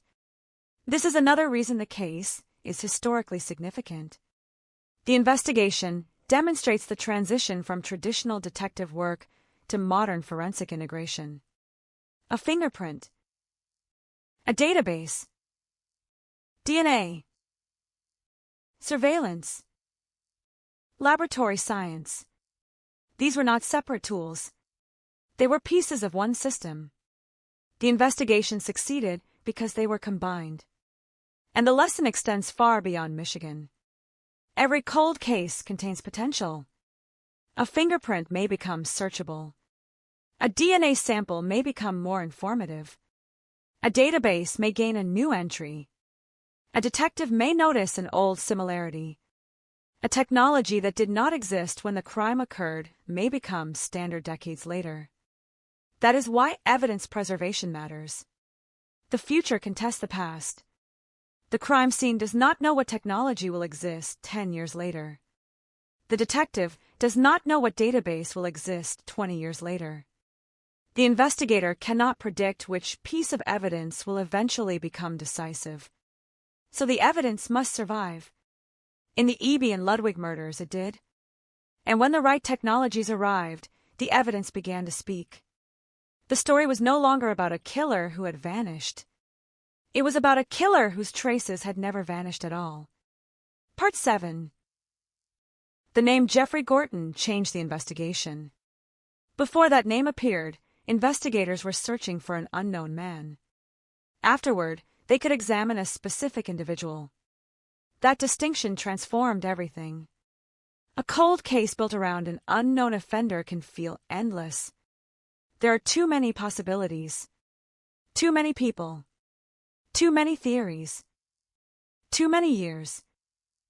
But once a suspect is identified, the investigation becomes narrower. Now detectives can examine the suspect's history. They can reconstruct his movements. They can search for connections. They can compare his known behavior with the evidence from the crime scenes. And they can test whether the physical evidence truly supports the theory. In Gorton's case, the forensic evidence was central. The fingerprint from the Flint homicide had identified him. The DNA evidence connected the Flint and Romulus crimes. The DNA recovered from the restaurant napkin matched the biological evidence. The convergence was extraordinary. But investigators still had to work carefully. A cold case can collapse if detectives become too attached to a theory. The fact that a suspect is identified does not mean every unexplained detail automatically points to him. Good investigators continue asking questions. What evidence directly connects him? What evidence does not? What can be independently confirmed? What was known before the suspect was identified? What was discovered afterward? These distinctions matter. In the Eby and Ludwig investigation, physical evidence provided the strongest answers. The fingerprint existed before Gorton was identified. The biological evidence existed before investigators knew whose DNA it belonged to. The match therefore worked in both directions. Evidence from the crime scenes pointed toward a suspect. Evidence from the suspect pointed back toward the crime scenes. That reciprocal relationship is powerful. The crime scene said, "This biological profile was here." The reference sample said, "This is Gorton's biological profile." The comparison said, "They match." The fingerprint provided another independent path. The investigation had multiple roads leading to the same destination. By February 2002, police were prepared to arrest Gorton. He faced charges connected to the murders. The story quickly became public. A case that had once seemed destined for the cold case archives had returned to the headlines. The public fascination was understandable. The idea that a killer could live normally for years and then be identified by DNA is almost cinematic. But real investigations are rarely as clean as movies suggest. There are no perfect timelines. No single detective who knows everything. No laboratory test that answers every question. There are mistakes, dead ends, incomplete evidence, jurisdictional problems, technology that arrives too late, and years when nothing appears to happen. That is the reality of cold cases. The absence of headlines does not mean the absence of work. The Eby case had continued to exist. The evidence had been preserved. The fingerprint had remained. The investigation waited for a tool capable of using it. The Romulus case created another biological trail. Cody's created the connection. The fingerprint database created the suspect. Surveillance created the reference sample. The laboratory created confirmation. The prosecution created the final legal challenge. It was an ecosystem of evidence. And the most important participant was time. Time usually helps the killer. Witnesses forget. Records disappear. People move. Buildings are demolished. Investigators retire. But time can also help investigators when evidence survives. Technology improves. Databases grow. Algorithms become more powerful. Laboratories become more sensitive. Old samples can be retested. A cold case can therefore move in either direction. Time can destroy evidence, or time can make evidence more useful. In the Flint and Romulus murders, time did both. It delayed justice, but it also allowed technology to catch up. That is the paradox. The victims waited because the science was not ready. The killer remained free because the investigation lacked a definitive identification. But the same years that created the delay eventually produced the tools that broke the case. When the DNA connection emerged in 2001, investigators suddenly understood the relationship between the murders. The fingerprint identification soon gave them a suspect. Then the napkin gave them confirmation. The sequence was almost like a lock opening one mechanism at a time. DNA. Fingerprint. DNA. Arrest. But there was still a human dimension. Gordon was not an abstract profile. He was a person with a life outside the murders. That made the case more disturbing. The public often expects killers to behave like fugitives, to hide constantly, to run, to disappear. But Gordon had apparently continued living an ordinary life. He worked. He had relationships. He occupied public spaces. He used restaurants. And that ordinary behavior made the investigation more unsettling. The person connected to two brutal murders could stand among strangers without anyone knowing what evidence existed in police files. That is the psychological horror of a cold case. The killer may not look like a killer. The person sitting nearby may be someone nobody suspects. And the evidence may be the only thing that knows. 4 years, the evidence in these cases had been waiting. Then science made it visible. The story of the murders, therefore, became a story about the collision between human memory and physical evidence. People forget. DNA does not. People move. Fingerprints remain. People die. Evidence can survive. And sometimes the dead receive their strongest voice from things they never knew they had left behind. A print on a faucet. Biological material preserved from a crime scene. A napkin discarded after a meal. Tiny fragments. Almost nothing. Yet enough to change 2 investigations. Enough to transform 2 murders from separate tragedies into a connected case. Enough to put a name to the unknown. And enough to bring a man into court more than a decade after the first murder. Part 8. The courtroom could not bring Margaret Eby back. It could not bring Nancy Ludwig back. Nothing could. But the courtroom could establish a record. It could determine what the evidence meant. It could turn an investigative conclusion into a legal judgment. That process was now beginning. For the families, the case had moved through several emotional stages. First there had been shock, then grief, then uncertainty, then years of waiting, then the discovery that the murders were connected, then the identification of a suspect, and finally, the possibility of accountability. The investigation had shown how evidence could survive decades. But it also revealed how difficult it was to solve a murder without a direct witness. There was no one standing in the room when the killer struck. There was no camera capturing the act. There was no modern digital trail showing every movement. There was evidence. That was enough. The prosecution could point to the fingerprint, the DNA, the connection between the 2 murders, the reference sample. Each piece strengthened the others. The defense could challenge the interpretation.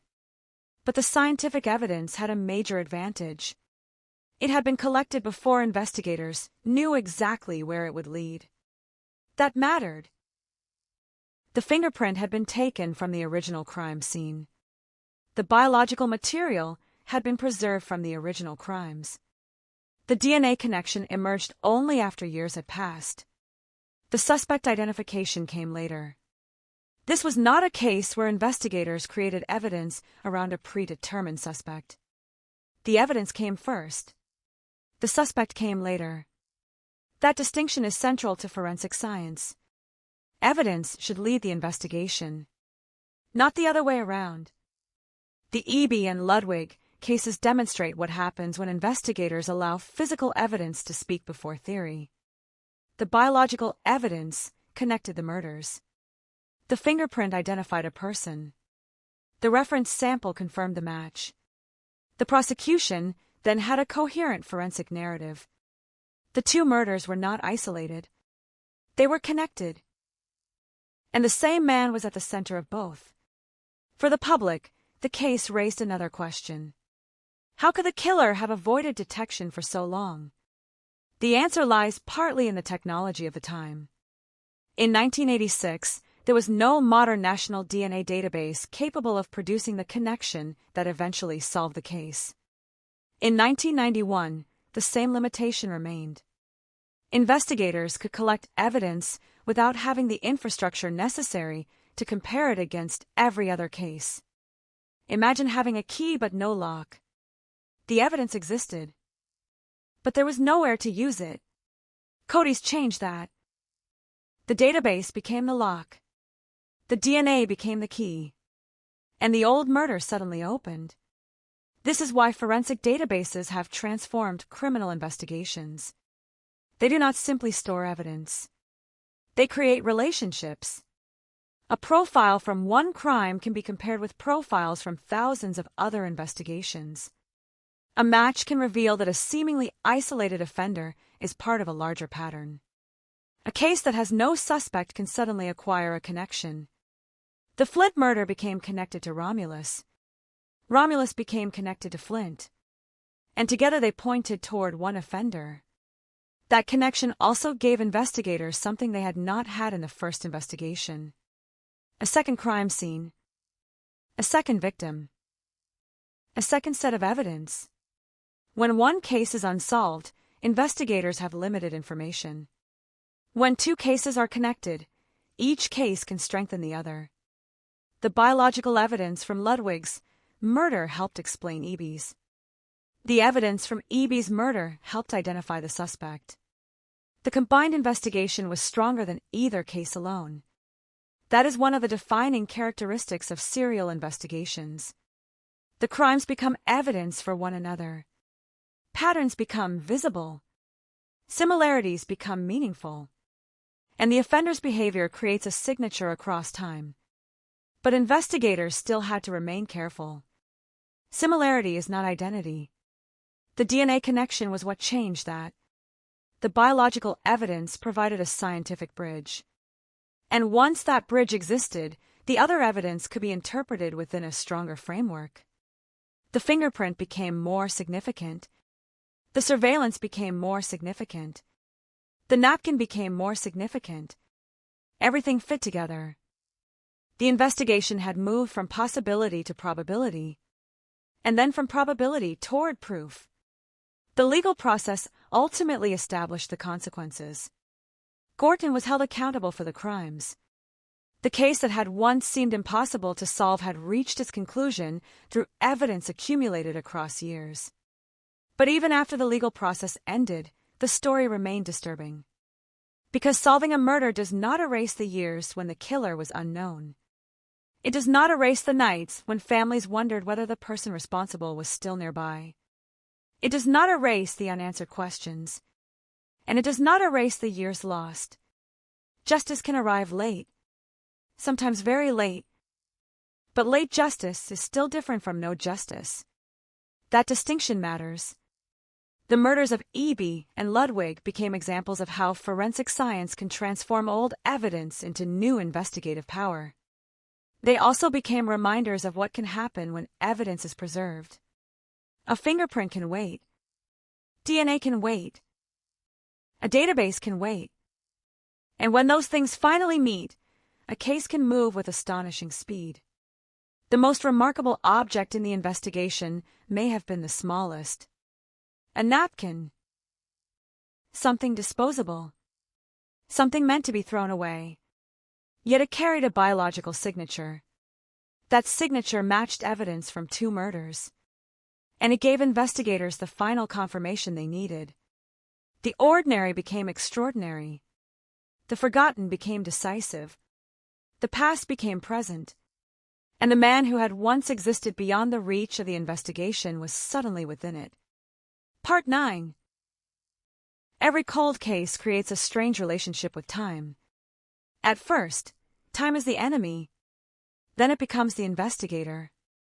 The longer a case remains unsolved, the more difficult it becomes to find witnesses, reconstruct movements, and preserve memories. But if physical evidence survives, time can also bring technology. That is what happened in the Flint and Romulus murders. The first crime was committed in 1986.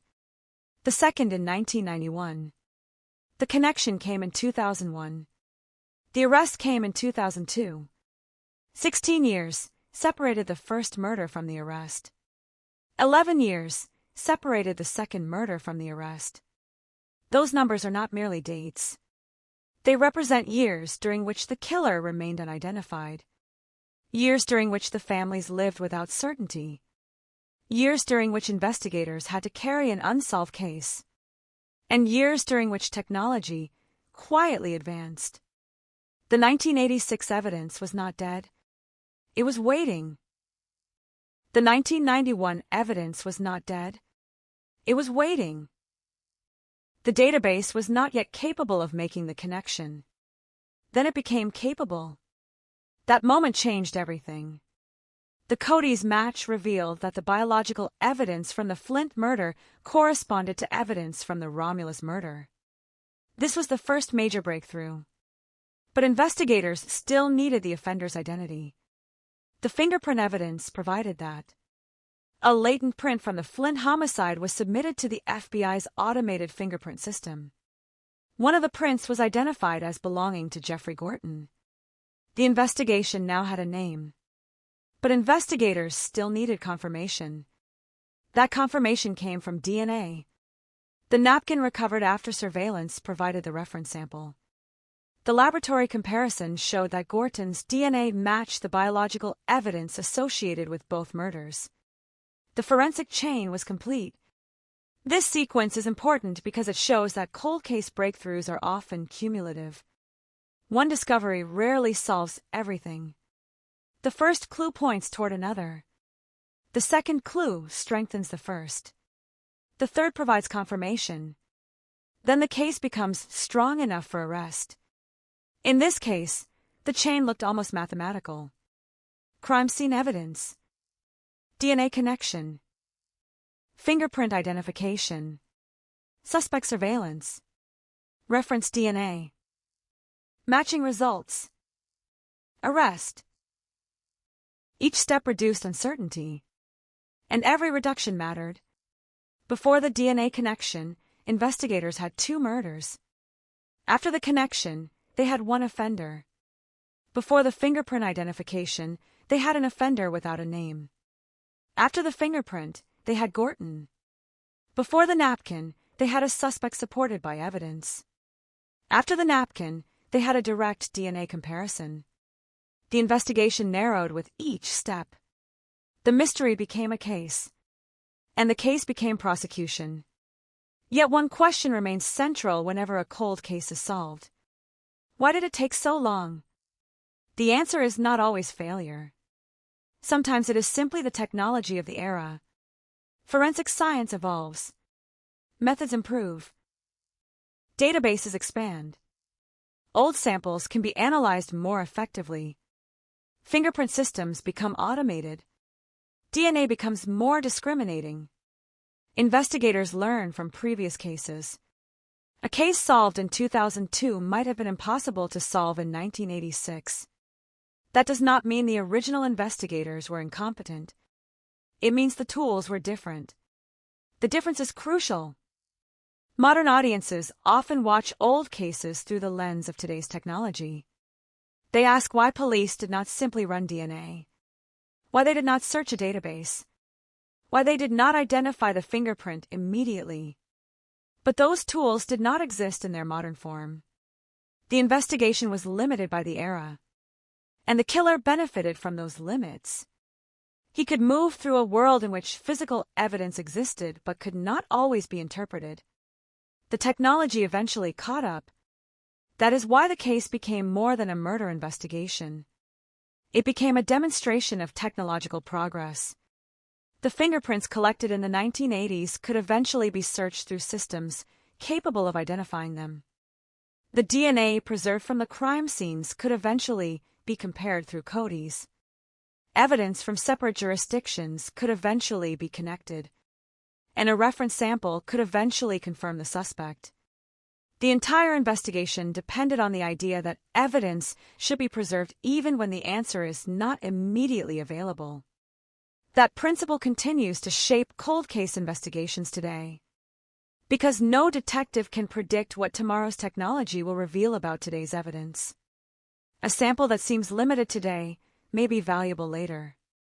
A fingerprint that seems incomplete may become identifiable later. A database that does not exist today may be created tomorrow. The past can be reopened. That is the promise. And the warning. For criminals, the lesson is equally disturbing. Time does not guarantee safety. A person can avoid identification for years and still leave behind evidence capable of surviving them. A fingerprint does not forget. DNA does not become guilty or innocent. It simply remains. The science interprets it. The investigators connect it. The courts determine its legal meaning. In the Eby and Ludwig case, those elements eventually converged. The murders were connected. The suspect was identified. The evidence was confirmed. The legal process followed. The case had moved from uncertainty toward resolution. But the memory of the crimes remained. The victims were still gone. The years were still gone. Nothing could change that. The only thing that could change was the unanswered question. Who did it?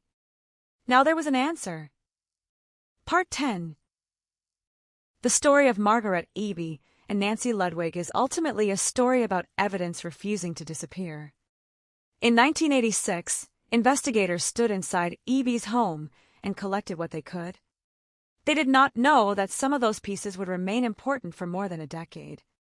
They did not know that the future would create databases capable of connecting her murder to another crime. They did not know that a fingerprint would eventually produce a name. They did not know that the killer would leave another biological trace years later. They simply collected evidence. That is what investigators do. They document. They preserve. They compare. They wait. Then came 1991. Nancy Ludwig was killed in Romulus. Again, evidence was collected. Again, investigators searched. Again, the case resisted resolution. The two murders existed independently in the minds of investigators. Until the DNA said otherwise. The CODIs match was the moment when the cases became one. The database did something that human memory could not. It remembered. It did not forget the evidence from 1986. It did not care that 5 years had passed. It did not care that the cases belonged to different investigations. It compared the profiles, and it found the connection. That is the hidden power of forensic databases. They remember what people cannot. A detective may retire. A witness may move. A file may become old. But a digital profile can remain searchable. The evidence from a dead case can suddenly become relevant to a new one. The investigation then moved toward Gorton. The fingerprint evidence provided the name. The surveillance provided the opportunity. The napkin provided the DNA. The laboratory confirmed the match. And the arrest followed. The case was no longer a mystery, but it was still a tragedy. The phrase "case solved" can sound final. It is not. A solved murder does not mean the pain is solved. It does not mean the family forgets. It does not mean the victim's absence becomes easier. It simply means the justice system has identified the person responsible and established a legal conclusion.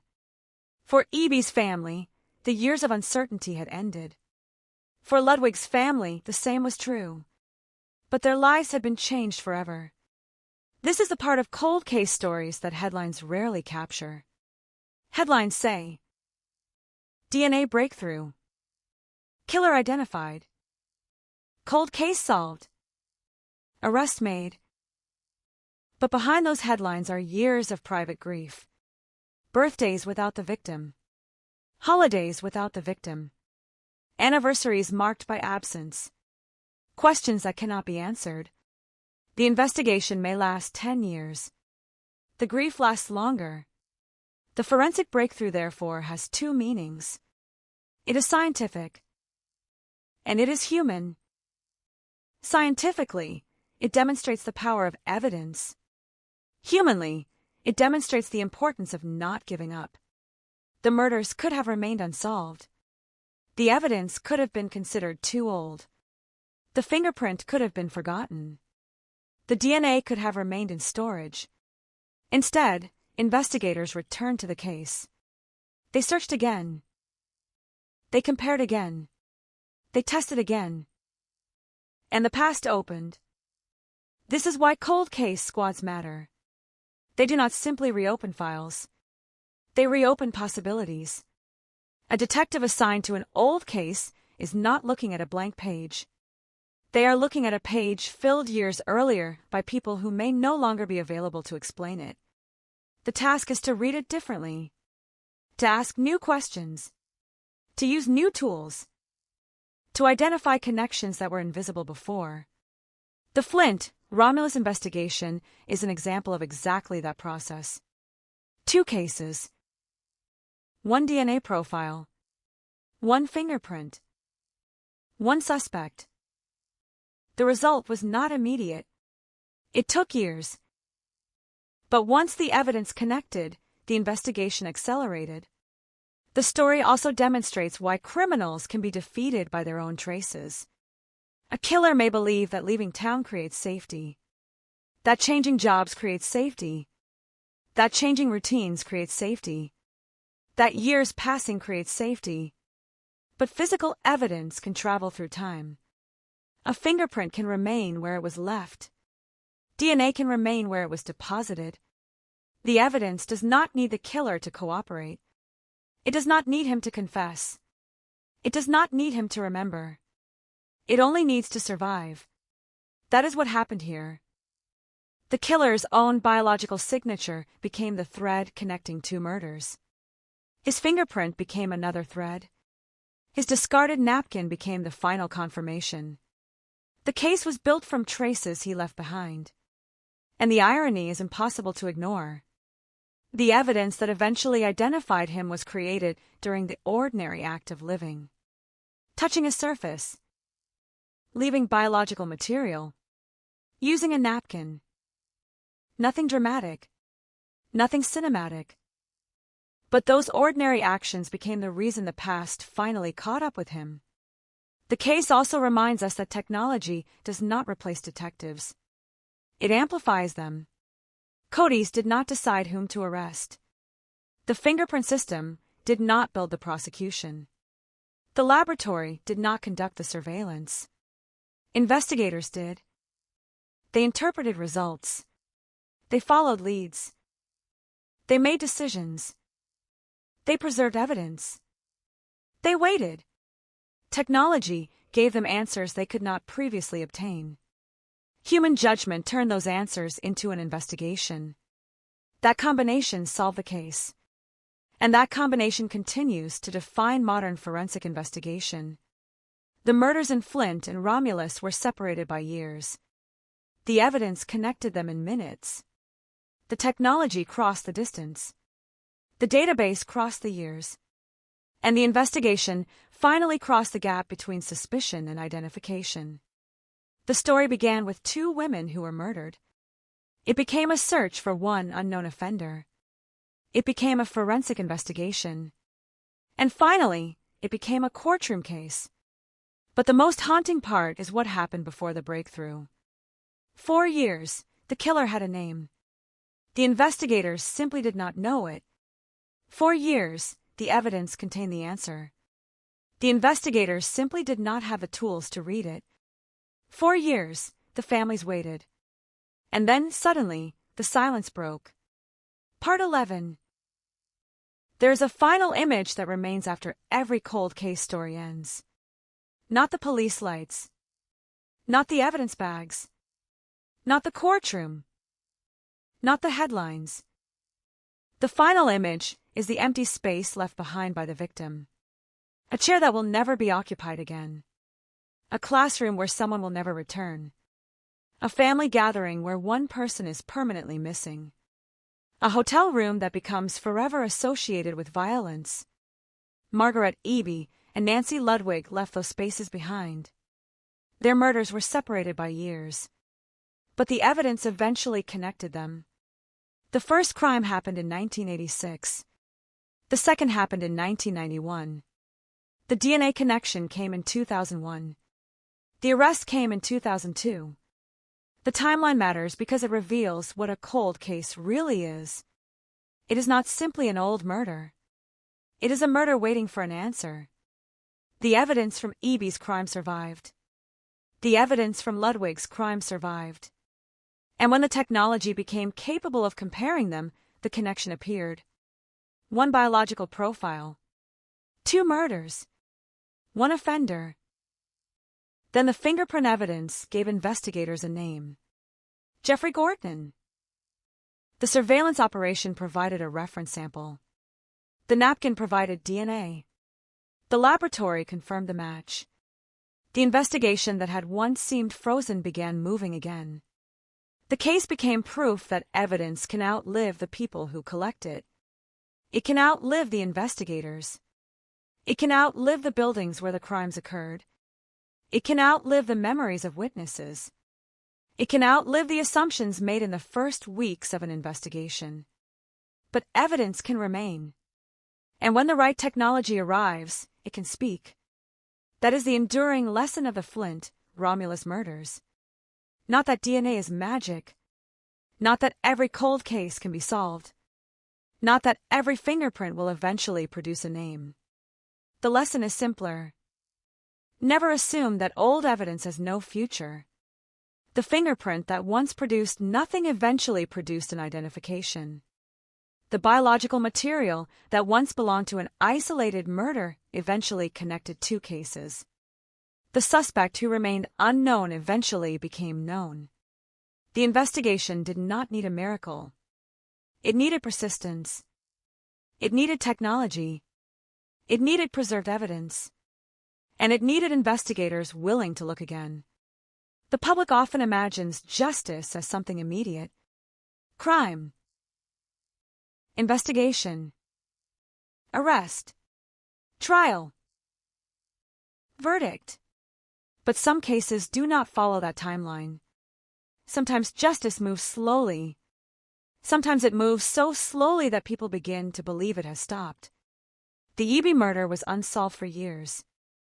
Then the Ludwig murder occurred. Then that murder was unsolved. Then the DNA connection appeared. Then the fingerprint identification appeared. Then the napkin. Then the arrest. The process was gradual, but every step mattered. And eventually the case reached the point where the evidence could no longer be ignored. For the families, the breakthrough could not restore the lost years.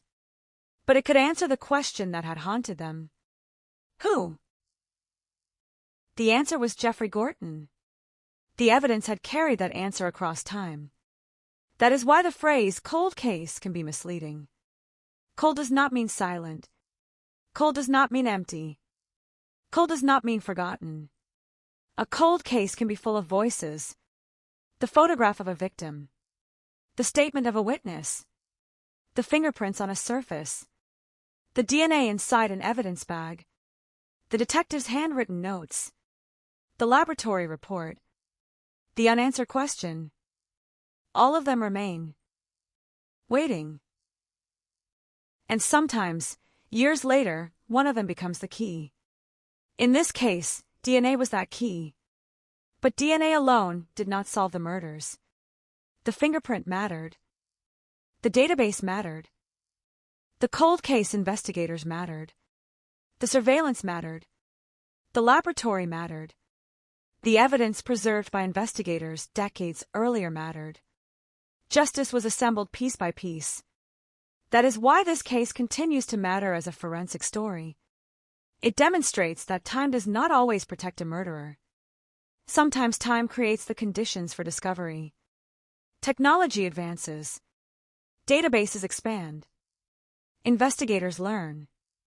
Old evidence becomes new evidence. And the past becomes searchable. The killer may believe that history has forgotten him.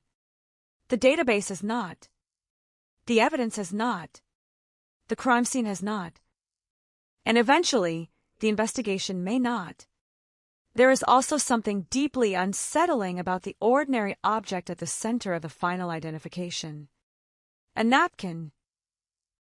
A disposable piece of paper. Something used for a few seconds. Something destined for a trash can. But it carried biological evidence. That evidence carried a genetic profile. The profile carried an identity. And that identity led investigators back to 2 murders. The chain began with something almost meaningless. It ended with an arrest. That is the strange power of forensic investigation. The smallest trace can carry the largest consequence. A fingerprint can cross 16 years. DNA can cross jurisdictions.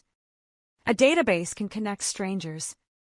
And a discarded object can become the silent witness that finally identifies a killer. But the final word belongs not to the technology. It belongs to the victims. Because without Margaret Eby, there would be no Flint case. Without Nancy Ludwig, there would be no Romulus case. Without their lives, there would be no investigation. The science exists because someone was harmed. The evidence exists because someone died. The case matters because 2 human beings were taken from the world. And that is what should remain after the headlines fade. Not the name of the killer. Not the fascination with the forensic breakthrough. The victims. Eby. Ludwig. 2 women. 2 lives. 2 families. 2 murders. 1 trail of evidence. 4 years, the connection was invisible. Then DNA revealed it.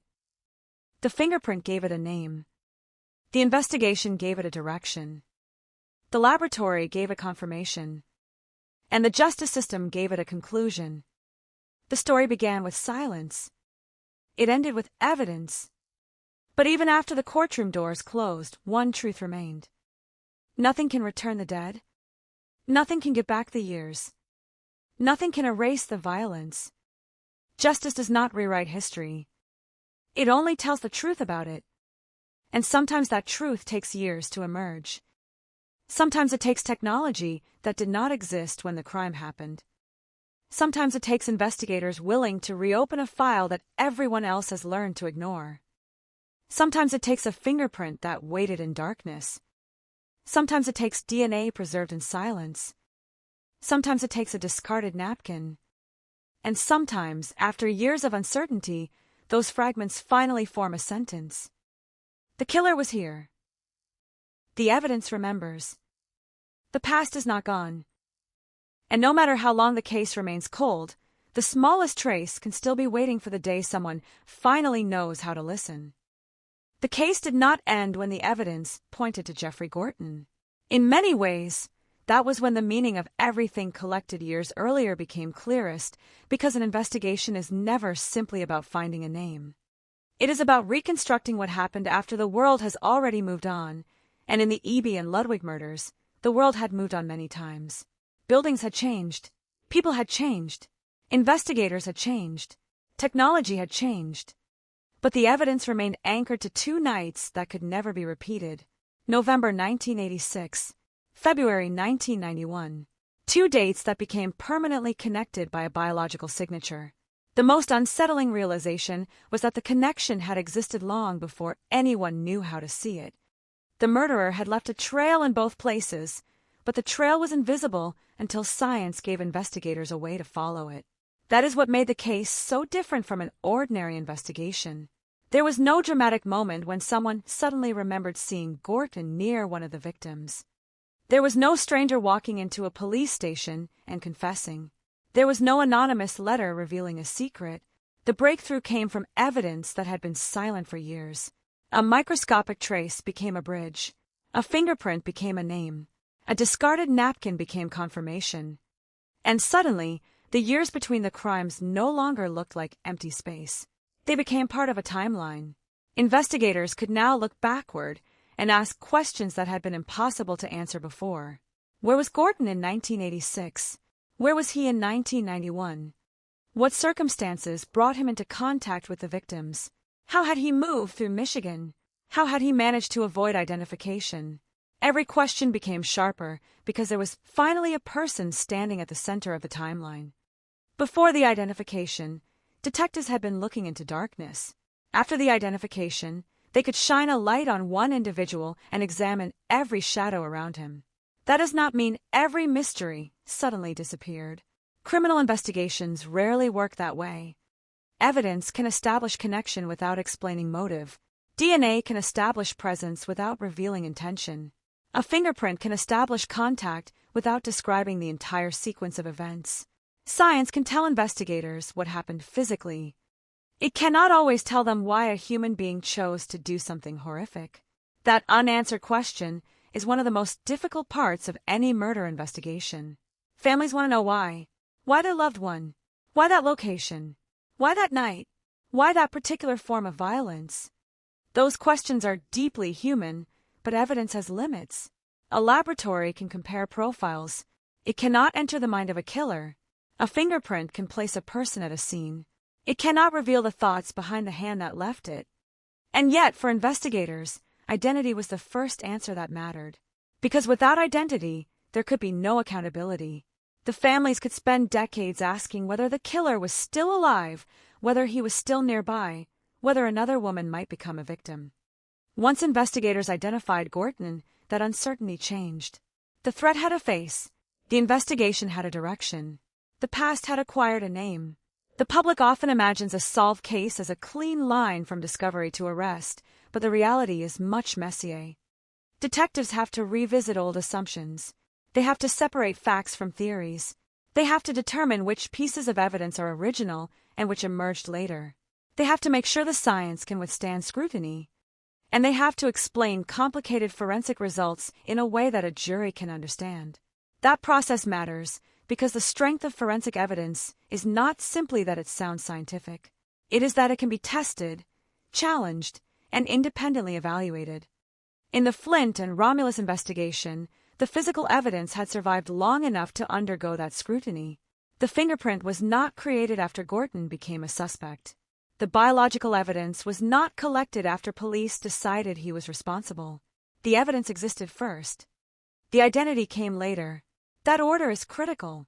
It means the investigation was not simply looking for evidence to support a theory. The evidence helped create the theory. The distinction may seem small, but in a courtroom it can become enormous. Investigators could point backward to evidence collected years before Gorton had entered their focus. The science connected the pieces, and that is why the case became such a powerful demonstration of how cold case investigations can evolve. The first detectives were working with the technology of 1986. The investigators who reopened the case were working with the technology of the early 21st century. Neither group could see the entire picture alone. Together, across time, their work created the complete investigation. The first team preserved the clues. The later team interpreted them. One generation collected evidence. Another generation connected it. That is the hidden architecture of many cold cases. They are built by people who may never meet. A detective writes a report in one decade. Another detective reads it years later. A technician stores a sample. Another technician tests it years later. A fingerprint is photographed. A future database recognizes it. The investigation becomes a relay race across time. No single investigator carries the entire case. The evidence does. That is why the deaths of Eby and Ludwig remained capable of producing an answer long after the original investigations had stalled. Their crime scenes had not stopped speaking. The world simply had not yet learned how to hear them. And when the technology finally provided that ability, the silence was broken. The DNA connection between Flint and Romulus was more than a laboratory result. It was a declaration that two families had been living inside the same unanswered question without knowing it. Somewhere between those murders was a single offender. The two cases had been separate only because investigators had not yet discovered the connection. Once they did, the entire structure changed. The similarities between the crimes acquired new meaning. The evidence from one case could illuminate the other. Investigators no longer had to treat each murder as an isolated event. They could examine them as chapters of the same criminal history. That was the real breakthrough. Not simply that DNA identified a suspect, but that DNA changed the story itself. Before the match, there were two mysteries. After the match, there was one. And one mystery is easier to pursue than two unrelated ones. The investigation became narrower. The possibilities became fewer. The suspect pool contracted. The fingerprint search pushed it further. Then the napkin brought the suspect's own biological profile into the equation. The case had moved from an unknown offender to a named man, supported by multiple forms of physical evidence. By the time investigators were ready to act, the years of silence had been transformed into a forensic narrative. It was not a narrative written by rumor. It was not a story created by headlines. It was a narrative built from traces. And those traces had survived the one thing investigators could never control: time. Time had taken the victims. Time had changed the city. Time had changed the police department. Time had changed forensic science. But time had not erased the evidence. That is the final paradox of the case. The same years that allowed the murders to remain unsolved eventually created the technology that helped solve them. Time was both the obstacle and the weapon. And somewhere inside that paradox is the reason cold cases continue to matter. A case that appears silent may not actually be silent. It may simply be waiting for the right comparison, the right database, the right laboratory, the right investigator, or the right question. The evidence may already contain the answer. It may have contained it from the beginning. The difference is whether anyone can recognize it. For Margaret Eby and Nancy Ludwig, recognition came years after their deaths. It could not restore what had been taken, but it could establish what had happened. It could connect two crime scenes. It could identify the person investigators believed responsible. And it could finally move the story out of the darkness of uncertainty and into the record of criminal justice. That is why these murders remain more than a story about DNA. They are a story about persistence, about evidence that refuses to disappear, about investigators who return to files long after the headlines are gone, about technology turning yesterday's mystery into today's answer, and about two victims whose names survived because someone refused to let their cases become forgotten. The killer may have believed the years would bury the truth. Instead, the years preserved it. The fingerprint waited. The DNA waited. The databases grew. The science improved. And eventually, the past came looking for him. It did not arrive with sirens. It arrived quietly, through a laboratory result and a fingerprint search, through an ordinary napkin that became extraordinary evidence. The case had been cold. The evidence had not. And that difference changed everything. The most unsettling thing about a cold case is not that the evidence disappears. It is that the evidence can remain perfectly still while an entire human life moves forward around it. Years pass. Children become adults. Parents grow old. Detectives retire. Neighborhoods change. The victim's photograph becomes older while the photograph itself never changes. Somewhere in a locked evidence room, the objects connected to the crime remain almost exactly as they were on the day investigators collected them. They do not know that the technology surrounding them is changing. They do not know that a database is expanding. They do not know that one day a technician may enter a sequence of numbers and receive a result that changes everything. They simply wait. That was the strange reality surrounding the murders of Margaret Eby and Nancy Ludwig. For years, their cases existed as separate tragedies. Flint, Romulus, 1986, 1991. 2 victims, 2 investigations, 2 families waiting. Then a DNA comparison erased the distance between them. Suddenly, the old murder was no longer only an old murder. It was part of a larger pattern. And once investigators understood that, they could no longer look at either case in isolation. Every detail had to be reconsidered. Every piece of evidence had to be viewed through the possibility that the same offender had moved between jurisdictions. The question became much darker. If the same man had killed twice, what else had he done? Investigators naturally began examining his history. Cold case detectives often discover that solving one murder can open another door. A suspect identified in one investigation may have connections to other crimes. A behavioral pattern may appear. A geographic pattern may emerge. An old unsolved assault may suddenly become relevant. The investigation expands even as the original mystery narrows. That tension is part of what makes these cases so difficult.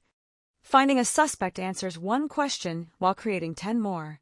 And in the E.B. Ludwig investigation, the central question became not simply whether Gorton was connected to the murders, but how his life intersected with the evidence. The fingerprint was critical because it came from the Flint homicide. The DNA was critical because it connected the 2 crime scenes. The napkin was critical because it gave investigators a direct reference sample. Together, those pieces transformed an old investigation into a modern forensic case. But the emotional landscape remained rooted in the 1980s and early 1990s. Imagine the families receiving the news years after they had stopped expecting it. Imagine hearing that investigators had found a suspect. Imagine being told that the same man was connected to both murders. For some families, the news might feel like relief. For others, it might feel like reopening a wound that had never truly closed. There is no universal reaction to justice arriving late. Some people want every detail. Others want only the name. Some want a trial. Others simply want confirmation that their loved one was not forgotten. The legal system can provide answers, but it cannot control how grief responds to them. That is why cold case investigations are never purely technical. The laboratory may deal in numbers, profiles, probability, and comparisons. The families deal in memories. A laboratory report can say that 2 samples match. A family member remembers a voice, a photograph, a birthday, a conversation that ended years too soon. Those 2 realities exist beside each other. The science establishes the connection. The human memory gives it meaning. In the E.B. case, the victim had been a university professor and administrator. Her murder struck a community that knew her professionally and personally. Her death was not an anonymous statistic. It was a sudden rupture in a community. The same was true for Ludwig, whose life as a flight attendant placed her in a profession defined by movement and public interaction. Yet both women ultimately became trapped inside the stillness of a crime scene. Their lives were dynamic. Their deaths were frozen. That contrast is one of the most haunting aspects of murder investigations. The victim's life contains thousands of moments. The case file may contain only the final ones. Investigators therefore face an impossible task. They must reconstruct an entire life from fragments. They interview colleagues. They examine schedules. They review relationships. They determine who had access. They reconstruct the last known movements. But eventually the evidence narrows to a particular place and time. The victim's world becomes a map of possibilities. Then the map begins shrinking. In this case, forensic evidence eventually pointed toward one person. That is where science became the bridge between the victim's final moments and the legal system. But another reality remained. The killer had lived for years without being identified. That fact can be deeply disturbing to a community. People wonder how someone could commit such violence and then continue functioning in ordinary society. The answer is that there is no single appearance associated with murder. Criminals can be ordinary in public. They can smile, work, shop, eat in restaurants, drive through traffic, speak to neighbors. They can exist inside routines that appear completely normal. That is why evidence matters. Human intuition is limited. A person may not look guilty. A fingerprint does not care about appearance. DNA does not care about reputation. Scientific evidence does not judge personality. It compares.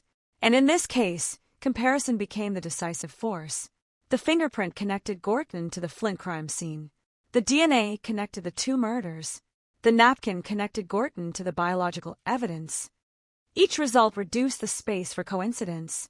The investigation did not depend on one fragile observation. It depended on convergence. That word is important. Convergence means independent lines of evidence moving toward the same conclusion. When that happens, investigators gain confidence. One clue can be wrong. Several independent clues, pointing in the same direction, are much harder to dismiss. That was the strength of the case. It was not simply that investigators believed Gorton was responsible. They had physical evidence supporting the identification. The evidence had been collected years before the suspect became the focus. That gave the investigation a powerful chronological advantage. The past had produced the evidence. The present interpreted it. The future could preserve it. This is why forensic science has changed the way investigators think about time. A crime is committed in a single moment, but the investigation can continue for decades. Evidence can travel through generations of technology. One investigator may collect it, another may store it, another may digitize it, another may test it, another may finally understand what it means. The case becomes a chain of human decisions connected by physical evidence. In that sense, the detective who solved the case was not one person. It was a succession of people who refused to let the evidence disappear. That is perhaps the most important lesson in the story. Cold cases are rarely solved by one extraordinary moment alone. They are solved because someone, somewhere, kept the file alive. Someone preserved the sample. Someone entered the fingerprint. Someone reviewed the report. Someone made the comparison. Someone followed the suspect. Someone retrieved the napkin. Someone sent it to the laboratory. Every action mattered. Remove one link and the chain becomes weaker. Keep every link intact, and eventually the evidence can become powerful enough to reach across decades. That is what happened here. The murders had once seemed to belong to different worlds. DNA showed they belonged to the same story. A fingerprint showed investigators where to look.